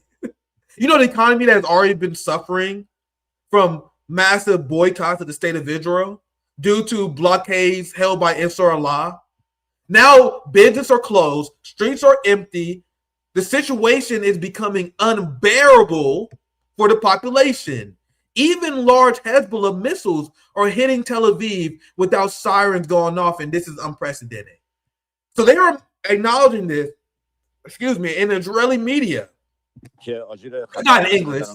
They're not in English, so I'll just sum it up there. Once again, I have to be extremely careful in what I show you because it's annoying that people are trying to monetize on X. So there are a lot of fake shit going on around. I've seen a lot of people who are smart sharing fake shit. I don't blame them. We all get fucking duped sometimes. There are a lot of like old war footage floating around. So be careful, guys. There are a lot of people just raking in likes and retweets, sharing absolute bullshit. And I always have to like fact check these, but I'm pretty sure that George Galloway is not sharing fake shit. Shame on you, George, if you are, but I'm pretty sure that this is legit. This is Tel Aviv. Like, there's so much footage of this. And the fact that this footage is available shows kind of how irritated the Israelis are, because you know that Israel is a fascist state that don't allow this kind of footage to be aired. They're strictly anti-free speech, dictatorial state that won't allow their citizens to publish Israeli losses. Yeah, I love George Galloway. I was on Galloway a few times. Great guy. I got respect for anyone who actually not afraid to platform me. And so I've been on Galloway's show multiple times, so good for him. He killing it too. Bro, I saw a George Galloway stream yesterday. I was telling Zoe about this. This motherfucker had like 48,000 people watching him. So yeah, he got like the biggest talk show in the world. He's killing it. Good for him. This is why I'm confident to show you this clip. Once again, I'm trying my best not to show you guys any fake shit. It is everywhere on social media, like fake footage. So I had to do a lot of due diligence. I gotta be very specific in what I show you guys. I believe this is real as well. Once again, I was doing my due diligence, but these seem to be legit because I've seen multiple people report on this as well. There's legitimate social media leaks coming out of Israel. They are disobeying the commands of their government because they are frustrated. Tel Aviv, Iran is turning Tel Aviv into Gaza. Like, it's the worst is yet to come. Like, you guys understand that Iran has been saving their good shit, as I was saying earlier? This is them still clearing out their old inventory. The Iron Dome is depleted. U.S. radar systems are down. The Israelis and the United States are begging for mercy. And Iran was like, no. No. We good. We're gonna keep fucking up Tel Aviv. What we want to do, we kind of want to dismantle the Zionist state. So, do you guys think the Israelis are built for this? They're a very casualty-averse society, fam. They are not built for this.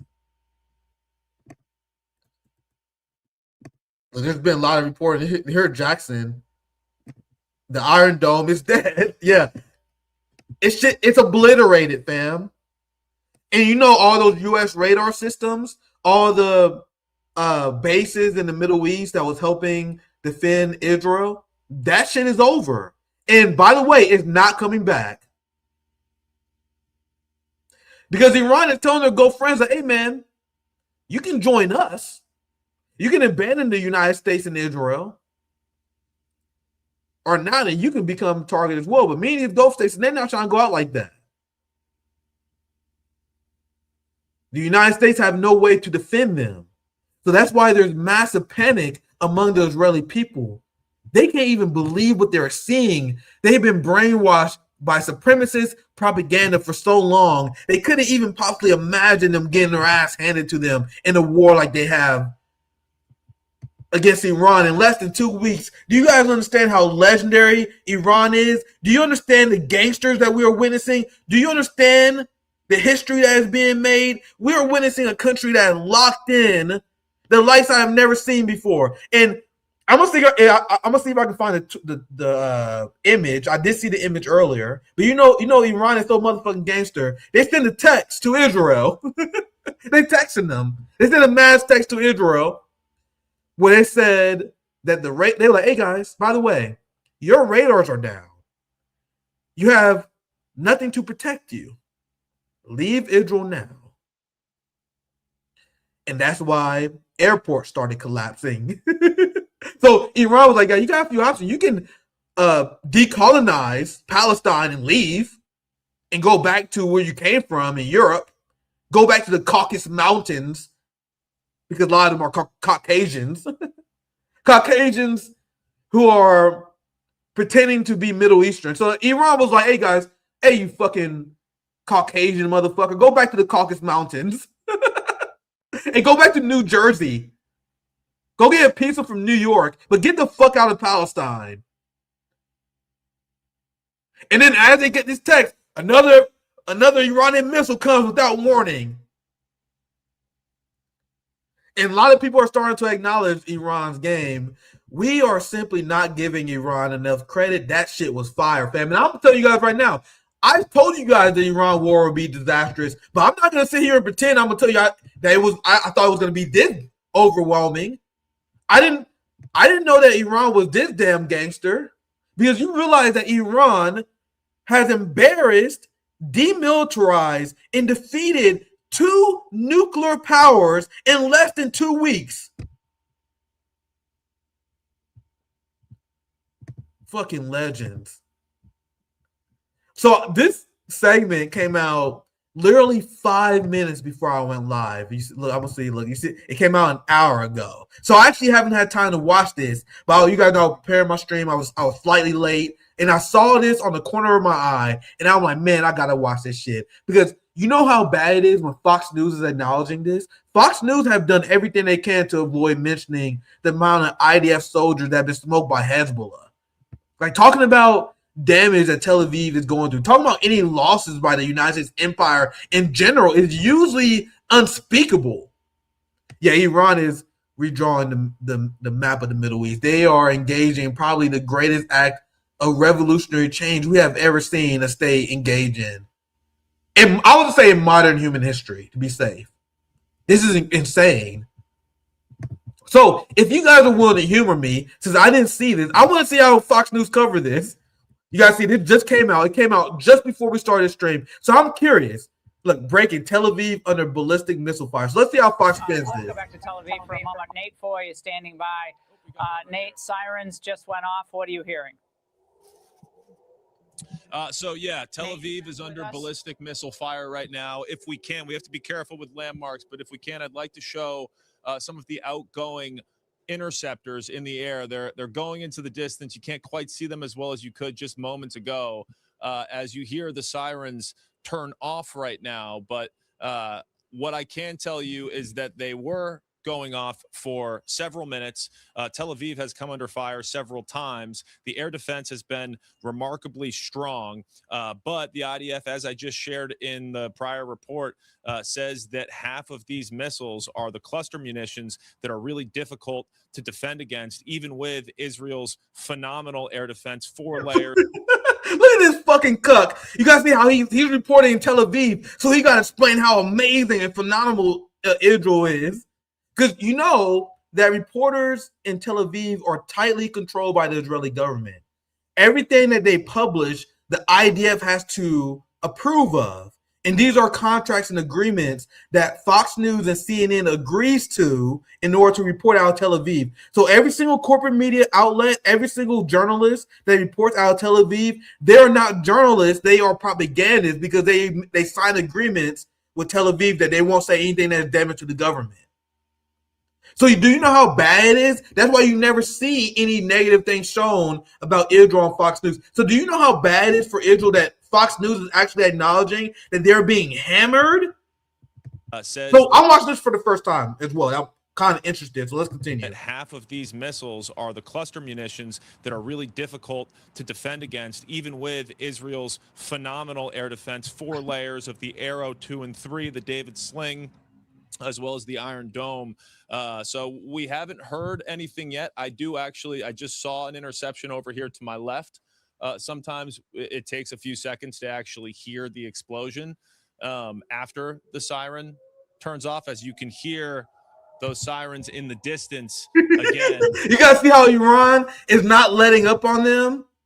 The mental warfare that they're waging against the Israelis. They're firing some old shit, some super cheap drones just to trigger the sirens, just so Israelis remember what they are going to live through forever until the collapse of their state. So we don't have to watch those segments. I just want to watch a little bit more just because I want to see how Fox News is spinning Tel Aviv being hammered. Then I'm going to show you guys the meltdown on Hebrew Twitter that I've been previewing for some time. So let's watch just a little bit more of this, and I'm going to show you guys how the Israelis are reacting. Because this has been a wave as we hear some explosions, Laura, in the distance. This has been a wave here. Right before our first report on your show, I mentioned as we hear several explosions now, we heard of incoming Iranian ballistic missile fire into central Israel. Then there was a second wave into southern Israel, now Tel Aviv. So this appears to be quite a sizable wave coming from Iran. We heard the president and several U.S. officials say that the regime's ballistic missile capabilities are only 10% of what they were at the beginning of this war, but you can see that the regime still does possess the capability of striking offensively. Of course. So you want me to translate what he just said? I love doing this kind of stuff live. Essentially, he was saying, hey, you know those estimates that the Israelis told us?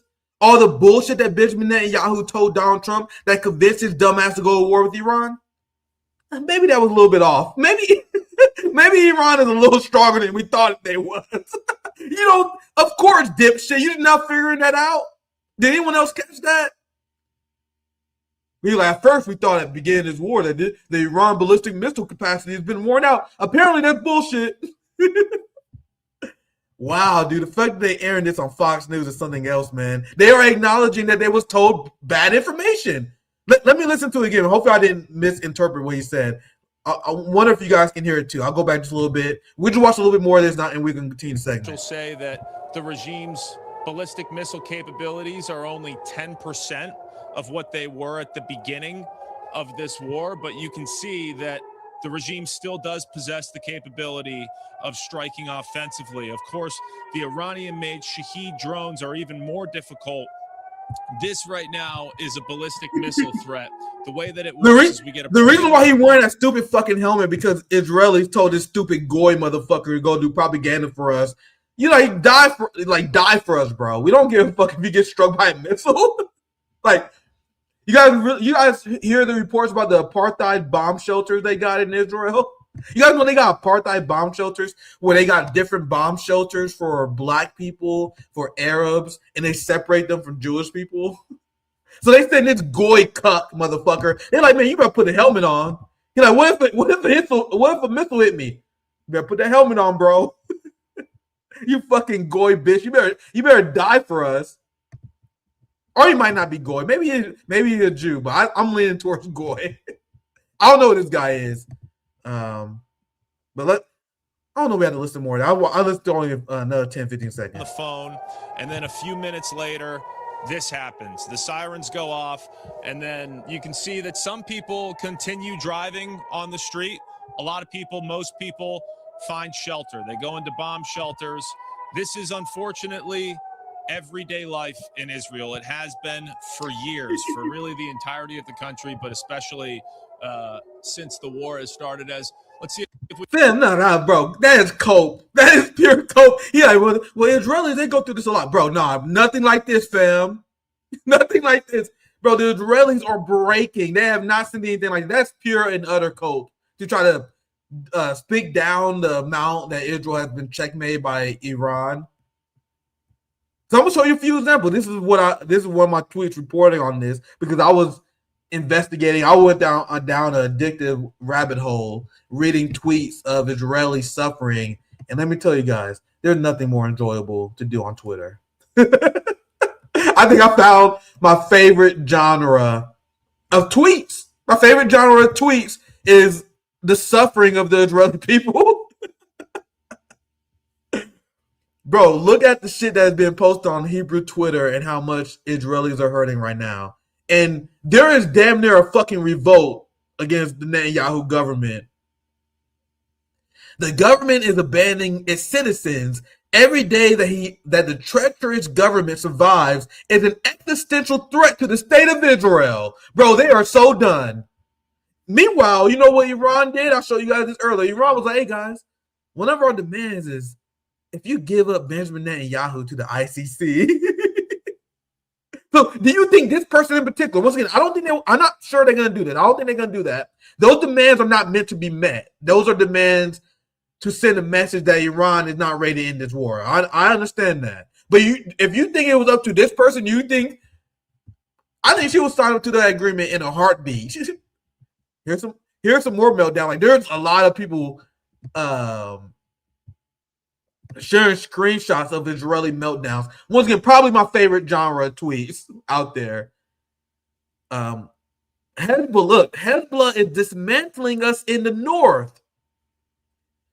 Fam, there are these videos I can't show you of IDF soldiers being put in fucking body bags by Hezbollah soldiers.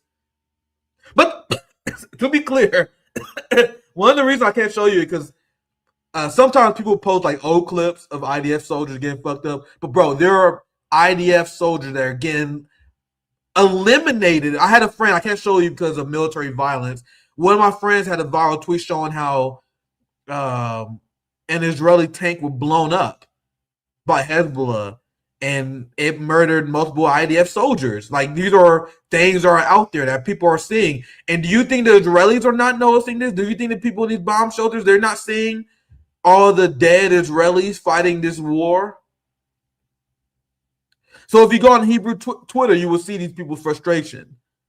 Hezbollah is dismantling us in the north. We need to say it fairly. It's a disgrace that they're not wiping out everything there. Like, so this is not a good person. So he's saying, like, man, why isn't the IDF successfully committing genocide in southern Lebanon? Why don't you guys? I thought you guys were able to murder everybody. You guys see how Israelis are panicking because they're just now realizing they don't have the ability to just murder everybody? How everyone's not going to be just easily wiped out like a Palestinian child. So he said, it's a disgrace that they're not wiping out everything there. So they don't make articles later about why we're not returning to Kiryat Shemana. Why? Because people aren't stupid. So essentially, he is seeing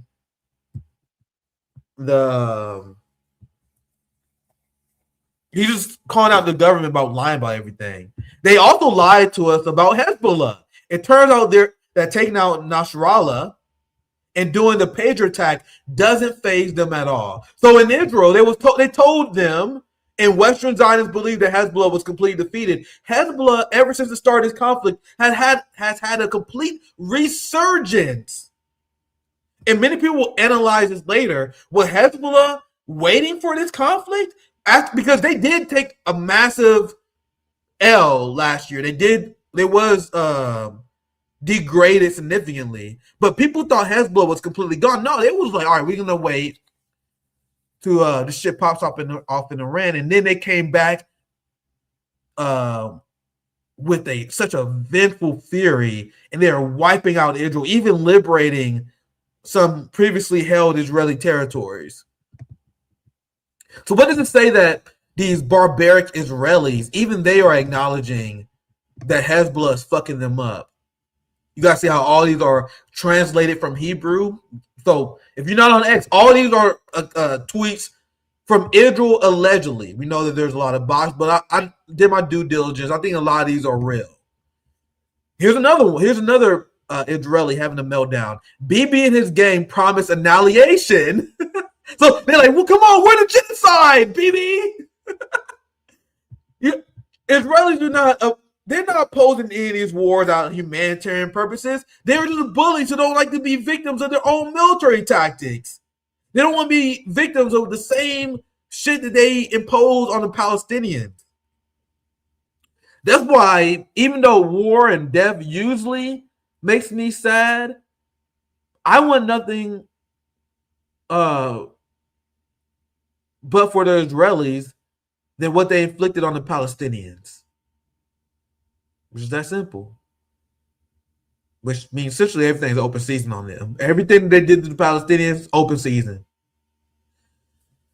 So you guys see, here's another Israeli mad that they're not committing a genocide but getting wiped out. Hezbollah is here with a force that can't be ignored. They're being cooked, my friends. Ever since the total victory over Hezbollah, the North is getting hit like ducks in a row. Go get them, BB. So this is not my tanky propaganda. This is Israelis admitting that they're getting packed in this regional war. And Iran is telling them and texting them, the only way you're getting out of this is by dismantling your apartheid state.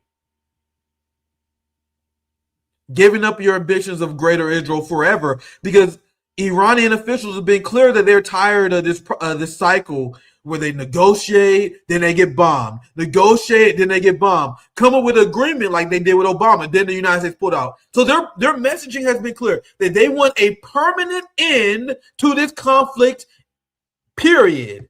And they're willing to be martyred to accomplish that. There are Persian warriors that are willing to be martyred in order to accomplish the revenge of the Palestinian people, the end of the Zionist regime, and humanity owes them a massive, massive debt of gratitude. No more Trotskyism. No more liberalism. No more, we condemn all the governments, man. No. I'm a victim of the most violent regime in human history. So in order to make myself feel better, I'm going to condemn the Iranian regime. I'm going to condemn China and Russia. I'm talking about the Dr. Cornel West left. I pushed back against Shama last time when she was saying this kind of stuff, but this shit is over. I told you guys, RBN, we're unapologetically communist. We're unapologetically anti-imperialist. No more of this shit where you're like, oh, well, I actually want the Iranians to be free too. I think we should have a global revolution to even overthrow the people who fight against the Epstein regime. No. No more of that bullshit. We're standing unapologetically, uncritically with the Iranian regime as they're fighting this revolutionary struggle against the Zionist project. And I'm sorry. Also, our Lebanese brothers and sisters, who I need to give more shout outs to, because they're fighting a war of existence. They're fighting a war that is greatly degrading the Zionist regime and creating an opening for Iran and the resistance in Gaza. It cannot be understated how much our Lebanese brothers and sisters have sacrificed in this war. Iraq too. I don't want anyone to think I'm like downplaying these people's accomplishment, but Iran is definitely the vanguard, the leader, the rallying cry against this Zionist mob.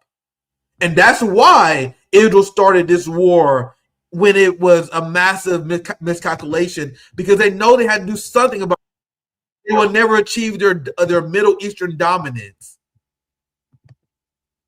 Why do they have to take out Iran in order to achieve their greater Israel project? This is what the leftists who condemn Iran, they would never reconcile with. Why is Iran a threat to Israel?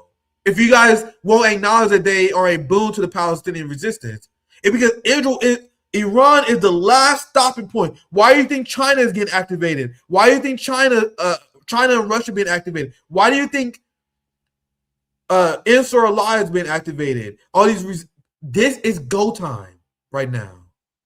Here's another Israeli suffering.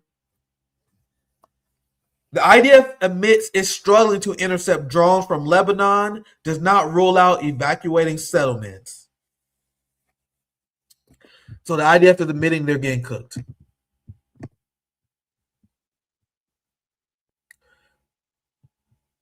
It said, Kaya Shama, I don't know how to say this. Kayat Shamana.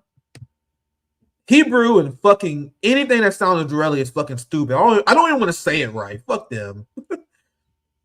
Fuck anything.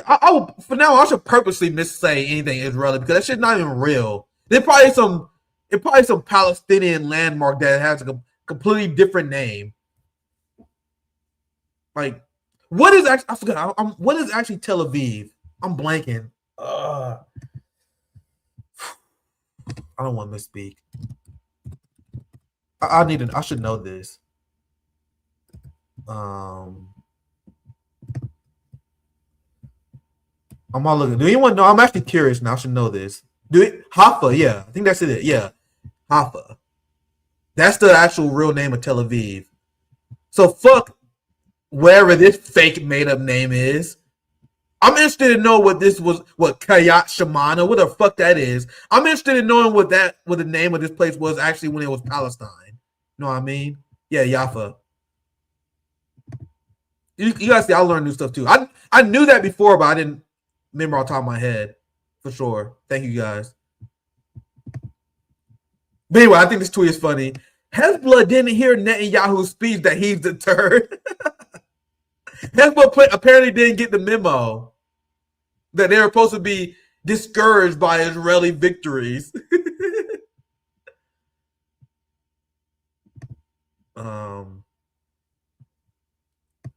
Yeah, I try my best with pronunciations, but fuck Israeli territories. Probably named after some Mossad guy. Probably. Some Palestinian serial killer. Meaning someone who engaged in many killings of Palestinians, I mean. I think I'll begin to wrap up. I got at least show just a few more to drive my point home. He did not dismantle Hezbollah. He did not dismantle Hamas. He did not dismantle Hezbollah. He did not dismantle Iran the first time. He will not dismantle Iran the second time. And all of these will only serve him to dismantle the state of Israel. So these are people in Tel Aviv acknowledging that under the leadership of Donald Trump, Netanyahu, Jared Kushner, Marco Rubio, that the Israeli project is about to get dismantled by Iran, and the panic is real. I cannot wait for tonight. I cannot wait to see what fucking happens in Tel Aviv tonight. I really hope the Iranian shit posters are not lying because they gonna all the Iranian people that say, hey, Tel Aviv is gonna get fucked up tonight, bro. If you guys thought the last few days was bad, wait till we drop those one-ton missiles that we haven't dropped yet. Here's another one. Not gonna lie, I'm feeling a bit down. Maybe it's been mostly stuck at home the last almost 2 weeks and knowing it will be another 4 to 5 weeks at least. Sirens and missiles still happening frequently, enough to disrupt sleep. This is why I mentioned earlier how Iran has a strategy of mental warfare against the violent Israeli settlers, where they send over small drones. They won't even do shit, but just enough to start the sirens. And you guys see how Israelis are folding to this psychological warfare being waged by Iran. This has been amazing to witness. I'm feeling a bit down. I'm feeling a little bit in the blues. Yeah, my country is being obliterated. You know, I'm feeling a little bit depressed. I'm feeling a little bit down. Sirens and missiles still happening frequently enough to disrupt sleep. The cause is good, though. So once again, don't feel bad for any of these people. You guys know I'm not trying to make you feel bad for these people. I'll show you guys the effect of Iran's war. But look, the cause is good. Murdering 160 school children in Iran is glorious. But when it happens to us, I start feeling a bit down. These people are psychopaths. Completely other psychopaths. How can anyone feel bad if these people get wiped out? I'm not. I'm so happy about what's going on. I'm openly cheering for whenever the Epstein soldiers get packed up by Iran. I don't give a fuck. They're traitors to us. They're traitors to the working class. They're a traitor to socialist and revolutionary movements. I don't give a fuck no more. We're in an era where we're supposed to be beyond politically correct, man. We're in an era where there should be massive anger. And we should use this anger to connect and reach people and motivate them to get activated. But anyway, I need to stop ranting so much. I made a whole thread here just so I finding just a few I saw. Sorry, my nose always get running when I speak for a very long time during these streams. This is what I mentioned this a little bit earlier. But this is the receipt. You guys know I got a receipt for everything I say. I'm not making anything up I say on these damn streams. I read maybe at least 7 to 10 articles a day. Especially like when I'm doing hotspot. Easily more than that. I work very hard, fam. Putting these shows together. Make sure you guys like, subscribe. Show some love for my labor in the Patreon as well. I do a lot of research for these streams. Once again, I'm only scratching the surface. I'm saving like a whole another half of content for Rathbone tomorrow. There's been so much going on. So this is what I mentioned earlier about the airport. Mass chaos at Ben Gurion.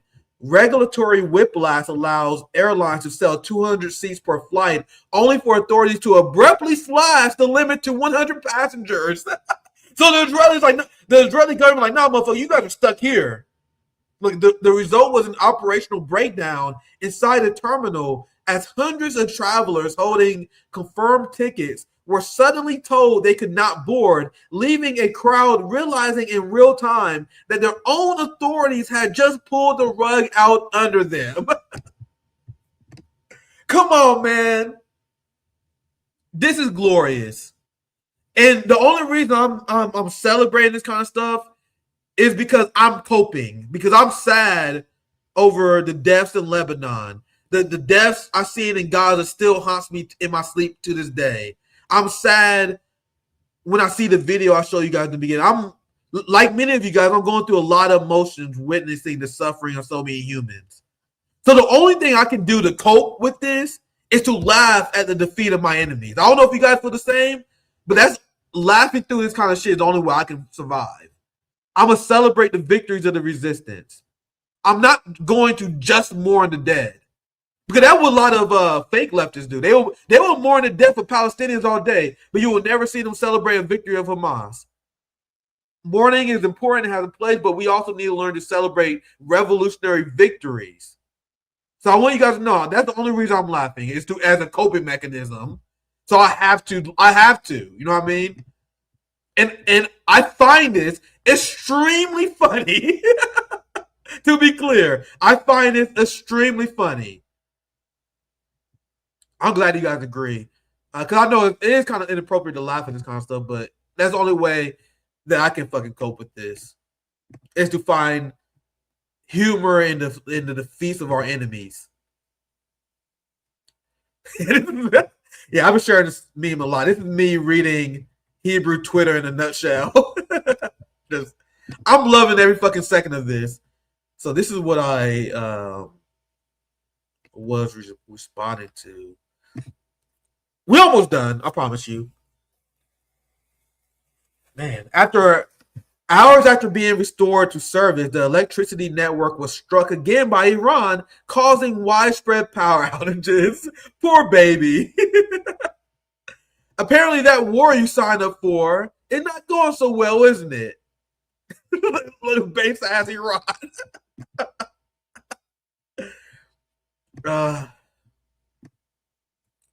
All right. This is a long ass stream. I'm getting kind of fatigued. We almost done, I promise. Zoya, I'm gonna need your help soon. Here's an Israeli admitting the power of the Iranian resistance. Iran is a strong country and war against it is no longer effective. Prime Minister Netanyahu and some of the extremists around him must seriously consider and find a way to stop the war for the sake of Israel's future and its citizens. Oh my God, this is so glorious. It's time to understand the reality and think seriously. Israel's survival depends on sustained peace with Arabs. So now you motherfuckers want peace. Iran bombed these motherfuckers into hippies. Look, Israel's survival depends on sustained peace with Arabs and with the countries of the region. Bro, there was polls that showed around 85% of Israelis support the bombing effort on Iran. And now their ass got humbled, and now they sound like fucking hippies. Begging for peace. How can you not enjoy this? How can you not? All right. I'll put this up. That would be a good way to remind me while I'm in the segment. You know, I'm getting a little better at this kind of stuff. So I think I'm gonna wrap the segment up here. Zoya's love, Zoya's life. Are you still there? I think we can end the segment there. I think I had a lot of fun with this. And plus, you guys know I gotta save some of this for Rathbone tomorrow anyway. I still got so much to cover. I'm always in the lab cooking. I'm gonna have a hotspot video I'm gonna work on the first thing I do when I wake up. The hotspot videos take a lot out of me too. Like if I wasn't doing hotspot, I'll probably stream twice a day. I'll probably stream in the morning and afternoon, but hotspot it takes a lot of research. Then I got to coordinate with my editor. But I will be up in the morning releasing another video. Those hotspot videos, I'm so happy. They've been going crazy on Instagram. They've been going crazy on Instagram and Facebook now, which is wild. Spreading the message. I'm trying my best. Zoya's love, Zoya's life. I'll pass it to you. I'm gonna take a quick break, and we'll end it on all the chats that you want to read, and you can send us out. But I'll be right back in a few minutes, Zoya. I appreciate you. Jonathan Soul, thank you for the $9.99. If the war ended tomorrow, wouldn't it take years to rebuild GCC oil refineries, ports? U.S. might be out permanently. Only time will tell. The war is far from over so far. Iran is not done. Andor dude, based Nick. Yes, based Nick indeed. Andor dude, the Central Bank of England thanks you for your service. That's towards the U.S. military. Indeed, the banksters are always happy sending poor people to fight their wars. Virtuoso, thank you for the $5. I have a problem with the poll, Nick. It doesn't have a fuck no option. Well, that would be me. I made the poll, so next time I'll make sure to make it a fuck no. Carson, the military today is very soft. They have safe spaces in basic training. I think it's hilarious if that's true. I honestly didn't even know about that. But yeah, I've seen videos, and honestly, a lot of them are just kids, and they don't know what they're doing, and they are getting into trouble. They are not ready for what's coming. They don't have to fight ground wars. Black Zen, greetings, comrades. Thank you. Greetings to you as well, comrade. Kylie Jones, the military will never be on our side. That might be a sad reality we have to deal with, other than those who leave the military and denounce the military, but that's not going to be the majority, unfortunately. Andreas Schmall, stupid for those soldiers to not go AWOL. Definitely, indeed. Get out now. If you're in the U.S. troops, do not die for the pedophile elites. Get out now. Get out any way that you can. Better than killing kids or dying. Mr. Belamo, are you? America, low IQ country. Grade 1 anywhere else is grade 6 in the U.S. Yes, that is definitely true. As an immigrant to this country, I can attest to that. Education is definitely really advanced in other countries and devastatingly lacking here. Carson, Western degeneracy is a scourge. It is indeed. I mean, one of America's top exports is entertainment, actually. So they have spread the rot of American culture throughout the world. And that reminds me of a quote from, I believe, Khomeini or someone close to him. When they took out Soleimani, they said that they don't even have a way to retaliate because America has no heroes. And he said, who are we supposed to attack? SpongeBob? So that's how the rest of the world sees this country. Cheese Rock USA. This is my question. United Kingdom of what? Because Scotland and Ireland have been screaming, we aren't part of you. Yeah, centuries of history there. Scotland also took part in some atrocities, but Ireland has been fighting for their freedom, and they stand in solidarity with anti-imperialism. So shout out to comrades in Ireland. Cooper Duper. This is cathartic. Yes, indeed. That's probably one of the main motivations for doing this show is being in community with you guys. Yeah, and just having. Yeah, this is therapy for me. That's why even if the algorithm suppresses me, I don't give a fuck. Cause this is like I can't afford therapy because America. Fucking therapy. So this is like my therapy. This is the only therapy I have. Absolutely. Under and Sixlow. The truth almost always makes America look bad to the world. Yeah, because America is bad. So,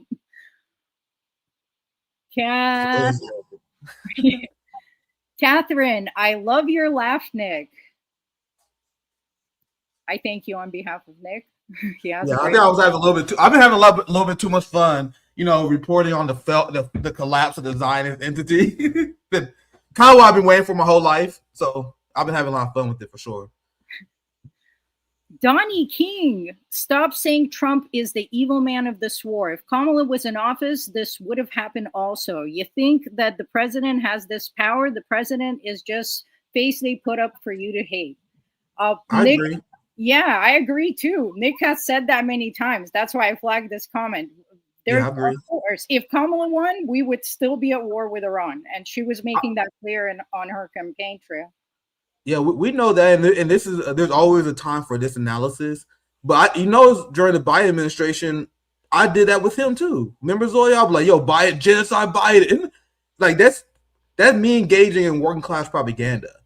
We have to convince the people that our current ruling class is evil. Like we shouldn't be engaging in two-party system nonsense. Like I'm here to tell you that your current government that you elected is not representing you. That's why, like, if you're a Trump supporter, I want you to know that I'm talking about you specifically. That's why when I'll call out genocide Joe Biden, genocide Kamala Harris, I'm telling you, the Democratic voter, directly in your face, that your candidate is garbage. So there's a lot of different styles. Maybe you got different style. But to me, I think whenever you say, well, Kamala will do it too, no, we need to be direct and calling out Trump supporters for what they supported. There's always analysis on what Kamala could do, but I always want to take it to people who was duped so they will never make that mistake again. Hopefully that makes sense, but I do agree with your comment, though. I just hope you guys understand what I'm doing. I did it under Biden. I have very direct critiques toward people. I don't muddy the waters. I want people to know that the person that you look up to, I want people to know that Zoran Mamdani is a piece of shit. You know what I mean? I don't want there to be any obfuscation about what I'm talking about. But I do think this is a good comment, though.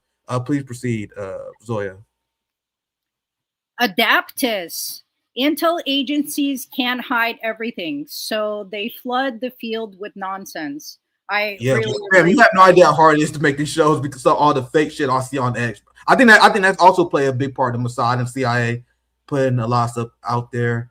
We got to do our due diligence and we gotta have working class sources. That's why I love. Even though X is bullshit, I still love X because I follow a lot. Almost every single comrade you see on here, I get information from on X. You know what I mean? So follow citizen journalists. That's the best way you can kind of fight against this info warfare that ruling class wage against us. AGXC5NI. Are you afraid of them using a nuke? That shit keeps me up every single day at night. The Samson option has kept me awake at night for years. I know because I explained, because I'm a revolutionary optimist. I listened to my Palestinian brothers and sisters when they said the Zionist regime it's only a matter of time for a collapse. There's a lecture from Kwame Ture I shared maybe a few years ago. We explained the science on how the Zionist regime cannot be stable. It's an entity that is inherently born to be unstable and destined to collapse. And not only him, that's been something that Palestinians and the resistance fighters have been chanting their entire life, that Israel, their time is up. The Zionist regime will fall. There may be a lot of people who martyred, but their time is ticking. And that reality is why I'm afraid of nukes. That's why they openly talk about how if the resistance wins, they will take out humanity with them. It's why they're the biggest threat to humanity. So 100%, I'm terrified of that. It is a legitimate concern, and I heard a theory being floated that video you showed of U.S. troops leaving the bases, that they're actually withdrawing the troops because they're planning to use some kind of nuclear device. Oh, Jesus Christ. So, Jesus yeah. Christ. We don't know, everything, guys. We just report on the things we do know. It's Boss Mass. It's called the Persian Gulf. Yes, it is indeed.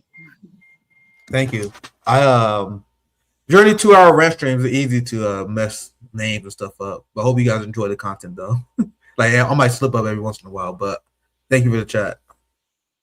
Donnie, I don't know why I called it that. I don't know why I called it at the time, but you're right. Donnie King, they think Iran are stupid people while they invented the board chess game. That's true. It's an ancient culture. The Game of Kings, it used to be called. It's not having a culture and a history. Americans have no idea what it means to actually have a culture. Like Americans don't have a culture. Like American culture is eating barbecue, boneless wings, and firing their damn gun. Like it's a young society that that was built on the blood of indigenous people, off the labor of chattel slavery. When your society is built on violence, when it's built on materialism and the exploitation of your neighbors, you're not going to develop a culture. And that's why the United States culture fucking sucks. That's why there's no culture in Dubai. Like if you go to Dubai is a fucking slave city. It's a city of decadence. And if you go to Dubai, there's no one singing in the streets. There's no one talking in the streets among each other. There's no culture there. All these Western states and all these genocidal society, they lose their culture because they embrace materialism and exploitation. Go ahead, Slade. Yeah, the United States uses 80% of the world's opiate supply, and that's not happening because we're a happy society. Yeah. Fei Lu. Ideally, Iran wants to have good relations with both West and China, and that's true. And so did Russia. These are normal countries. They want trade. They want prosperity for their people. Of course they do. It's the U.S. and the West that's unhinged and starting wars everywhere. Well said. Slat based. I'll try. James Starks. All power to the people. Workers of the world unite in solidarity. And then you briefly already showed the super chat. Thank you, Tulio Pontocoloni, for the $20. You need to watch the JD show from this evening. I don't know what this is referring to exactly because I didn't see it, but right before the show, I saw a clip of Jimmy's fighting with Nick Fuentes. Bro, what's his name of his co-host again? The comedian guy. I'm blanking on his name. Sorry. Kirk Messer.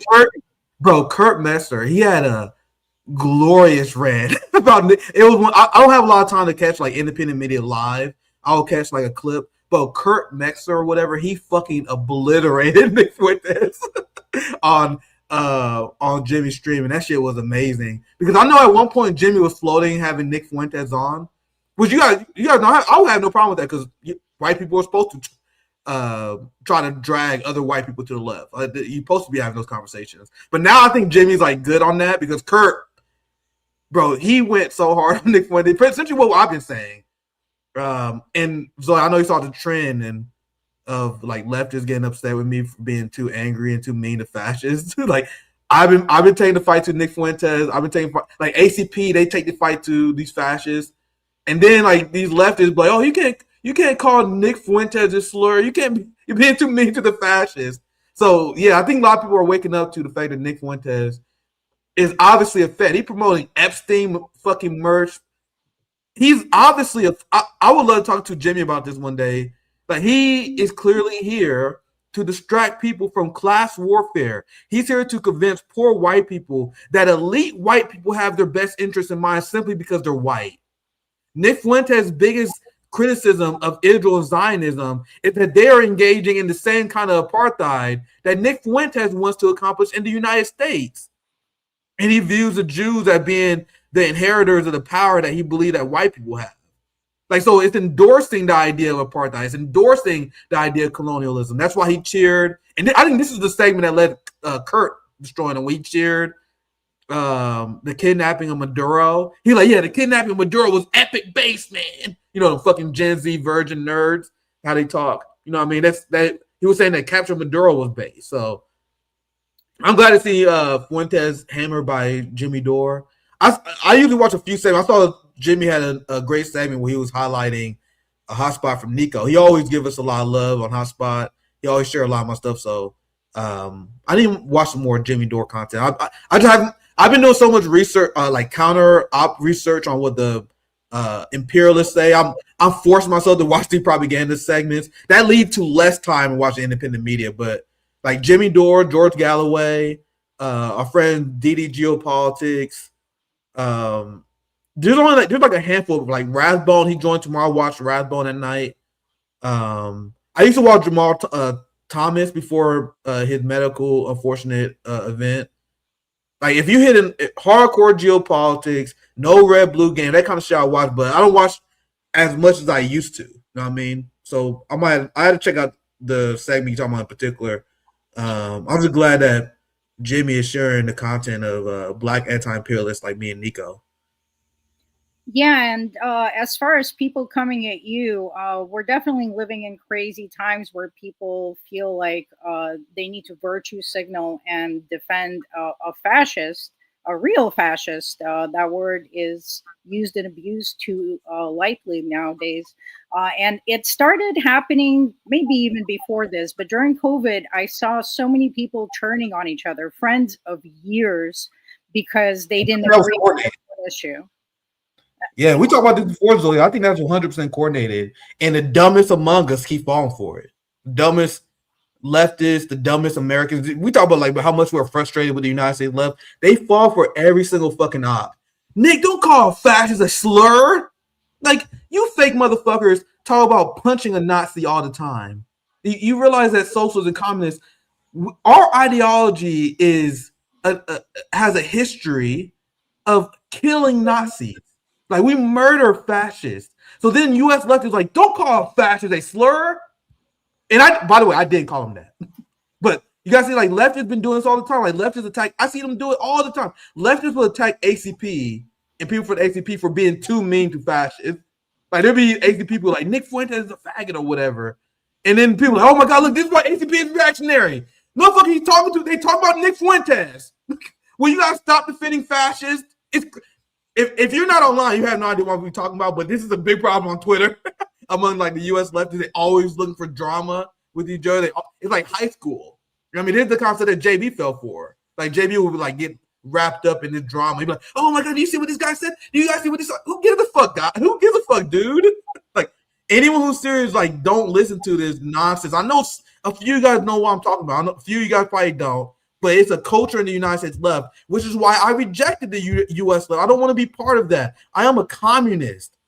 Like, if you think that's a leftist or not, I don't give a fuck, even if you call me on the right anymore. Like, I don't give a fuck if you think I'm a leftist, a centrist, a right-winger.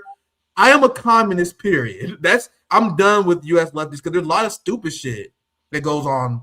Like, these are the same leftists who canceled Jimmy Dore, you know what I mean? Even though Jimmy Dore does strictly anti-imperialist content. They're unserious people. And the new RBN, we don't associate with them. We only associate with hardcore, serious revolutionaries, anti-imperialists, and that's why I'm excited about the future moving forward. I appreciate you helping me with these comments. This is the last one, isn't it? Do we have any more? No, we have two more. So from the same guy, he was just clarifying what. Yeah, I like this guy. I recognize his profile picture. I think we follow each other on X. A big shout out to them. Yeah, funny enough, we were just talking about this professor earlier today. So thank you for the $5. It was Professor Jane Game Theory, and it was super deep and super depressing. That's it. Don't get me started, guys. He don't get me started on the guy. Like, bro, he been fucking it. Damn. If you see someone that is boosted by the algorithm like this guy is, when you see a guy who comes out of nowhere, he's on every single fucking corporate media outlet, like he's on Breaking Points, fam, that is 100% op being pushed. And if you want to know how Professor James is an op, he did this whole spiel talking about how communism is the ideology of the elite. Like, that's why he's being pushed, dipshits. There's so many analysis like how there's so many things he says that are misanalysis that I'm like, hey man, can you explain this? That's a faulty analysis. But his anti-communism is why he's pushed, guys. I explain this all the time. Like, they don't give a fuck if you make malcritiques of the empire, but as long as you are willing to engage in class warfare for them, they will push you. So this man called communism the ideology of the elites. Meanwhile, China execute their billionaires, Zoya. China executes their child rapists, Zoya. In the West, where capitalism, the ideology of the rich, they protect their rich pedophiles, seizing the means. Why do you guys think all these Jewish supremacists, all these capitalists, they are diehard anti-communists because they know their ass will be held accountable for their crimes under a communist system, where we have a dictatorship of the proletariat, the will of the working class, the dismantling of landlords. So according to Professor Jang, fighting against landlords is, bro, can you imagine how much I would destroy this man? Like, it'll be roll kind of times 10. Because if I ever have him on, we're not having a sing-along. I'm going to push him on these stupid shit he's been caught saying, and it's not going to go well, man. Like, explain to me how a communist system, and there's like shades of communism in many other states like Vietnam. You got to know Vietnam, they give people land to farm on. Vietnam haven't accomplished full communism, but they got communist principles. And one of the things they do, they have this massive land reform where they gave members of the working class farms to work on. Is that the ideology of the ruling class? You guys understand how fucking stupid you have to say something like to me, that's a disqualifying quote. And there are some people that I'm like kind of intimidated to debate. Like I explained to people before, like Norman Finkelstein, like he would be a tough debate. Like Chris Hedges, he has some anti-Marxist take. I think he would be a tough debate. Like Chris Hedges, bro, that would be a tough ass debate. Professor Jang, I am not impressed by that guy.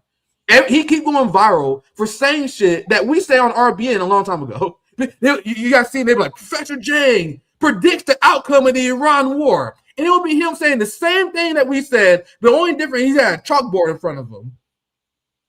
And the reason why he is promoted is because it's anti-communism. He say the same, like his geopolitics breakdown sometimes good, but it's the same thing that anti-imperialists say. It's the same thing that we say on RBN. And then he get in front of Crystal Ball and all these white boys, and he would say the same thing we say, and he'd be like, oh my God, Professor Jang, you are so glorious. You are so amazing. He don't say anything deep, bro. he don't say anything that is not said on RBN. But anyway, all right, I'll wrap up there. But it's crazy how people don't see through these. He's on all these channels. He's been on channels that people I like. You know what I mean? That too. So it's like weird that people are not seeing through this guy. But anyway, it was a conversation for another day. He reminds me of Shahid Bolson, and we had Shahid Bolson on before, and Shahid Bolson had really base takes, like just like we do on RBN. But then suddenly when Nick was interviewing him, he started being a pro-regime change in Syria. And we were like blindsided, like, wait, what? How does understanding anti-imperialism lead you to actually overthrowing Assad is good? So watch out for these people. That's how they do controlled opposition. The whole point is it's someone that's going to have all these takes that you agree with, that you've been dying to hear on all of these channels and more mainstream. And then suddenly they'll say things like, communism is for the elites. Like, so, like if I ever have them on, it's not going to be a fun conversation. Like, it's not going to be one of them interviews where I glaze them like most of these other people give them stall bar interviews. That's the first thing we're talking about. Hey, explain this to me, bro. I know history. Good luck. You're not gonna mesmerize me with some fucking chalkboard presentation. So actually, I would love to interview him. I doubt it will happen because I would 100% bring that up. Because that's one of them things that's so insane to say it immediately disqualifies you. Like, to me, that's like saying, like, imagine if someone said Zionism is a liberation movement. You know what I mean? Like, it doesn't matter what you say. Like, you can have the best like domestic breakdowns ever. You can have great breakdowns about like geopolitics in Africa. Like, you can be an expert in South American politics and history. But if you say some shit like Zionism is a liberation movement, none of that shit matters anymore. That's how I feel about Professor Jang when I heard his takes on communism. But please proceed. Yeah, there are certain contradictions that are too much to overcome, and we all have to stay vigilant. 7 and the Switchblade. Thank you for the $5. Relishing in the small wins is what keeps my revolutionary spirit alive. Thanks for the show. What time does Rathbone's stream start tomorrow? Well, should be same time. 8 p.m. Eastern time. I was just a few minutes late tonight, but it should be 8 p.m. Eastern time. Should be a banger. Yes, we're on Mondays, Wednesdays, Fridays, 8 p.m. Eastern time. Sometimes Nick does other shows. You could catch him on the Homeless Left. He just did a show, so sometimes he needs a day off because he's somewhere else bringing you great coverage. Also, this Saturday, we're supposed to have a special show for Momodu. He's been on RBN before. Yeah, he's great. He was targeted by the United States government. They had to deport him because he was such a threat. Exactly. He was like, I know a little bit of him. He was like international student organizer. They deported his ass because he was fucking dangerous. So he's coming on Saturday. Make sure you guys hit the bell because I mostly do Monday, Wednesday, Friday, but like today, sometimes I just got to jump on and talk some shit. You know what I mean? And sometimes I might have some special guests on. But in general, it's Monday, Wednesday, Friday. But you never know when I might pop on live. You never know when I release some clips because I have a clip I released yesterday that did pretty well. So make sure you guys hit the bell. Make sure you guys follow us on Substack. Follow us on X. Make sure you get all the content. I appreciate you guys. Love and solidarity. I think is that the last chat, Zoya? Oh yeah, we're done. Zoya, any announcements you want to send us out? But just make sure you guys support us on Patreon, like the stream, all that kind of stuff. Yeah, of course. We got a double show tomorrow. This stream wasn't supposed to be this damn long, but you know how it is because Razzball tomorrow, and then I have my special stream on Saturday. So that's the schedule this week. Zoya, anything? Can you send us out? I'll let you get last word. Send us out, and then we can end the stream. Thank you guys for watching. Please also remember to follow us on Telegram. That's a platform that we're trying to build up. You can find Nick everywhere under Nick Cruse at Socialist MMA. Make sure you follow him on Twitter as well as the RBN account for all the latest shows, guests, and everything that's coming up. And thank you for all of the support, the super chats, the other chats, for showing up, for watching. Please hit the like. Please share this content. It's so important right now in time of war that we debunk as much propaganda as possible and get people to think more class conscious. Always keep up your revolutionary spirits, do community work, and don't just think about the revolution that we're going to have someday in the future.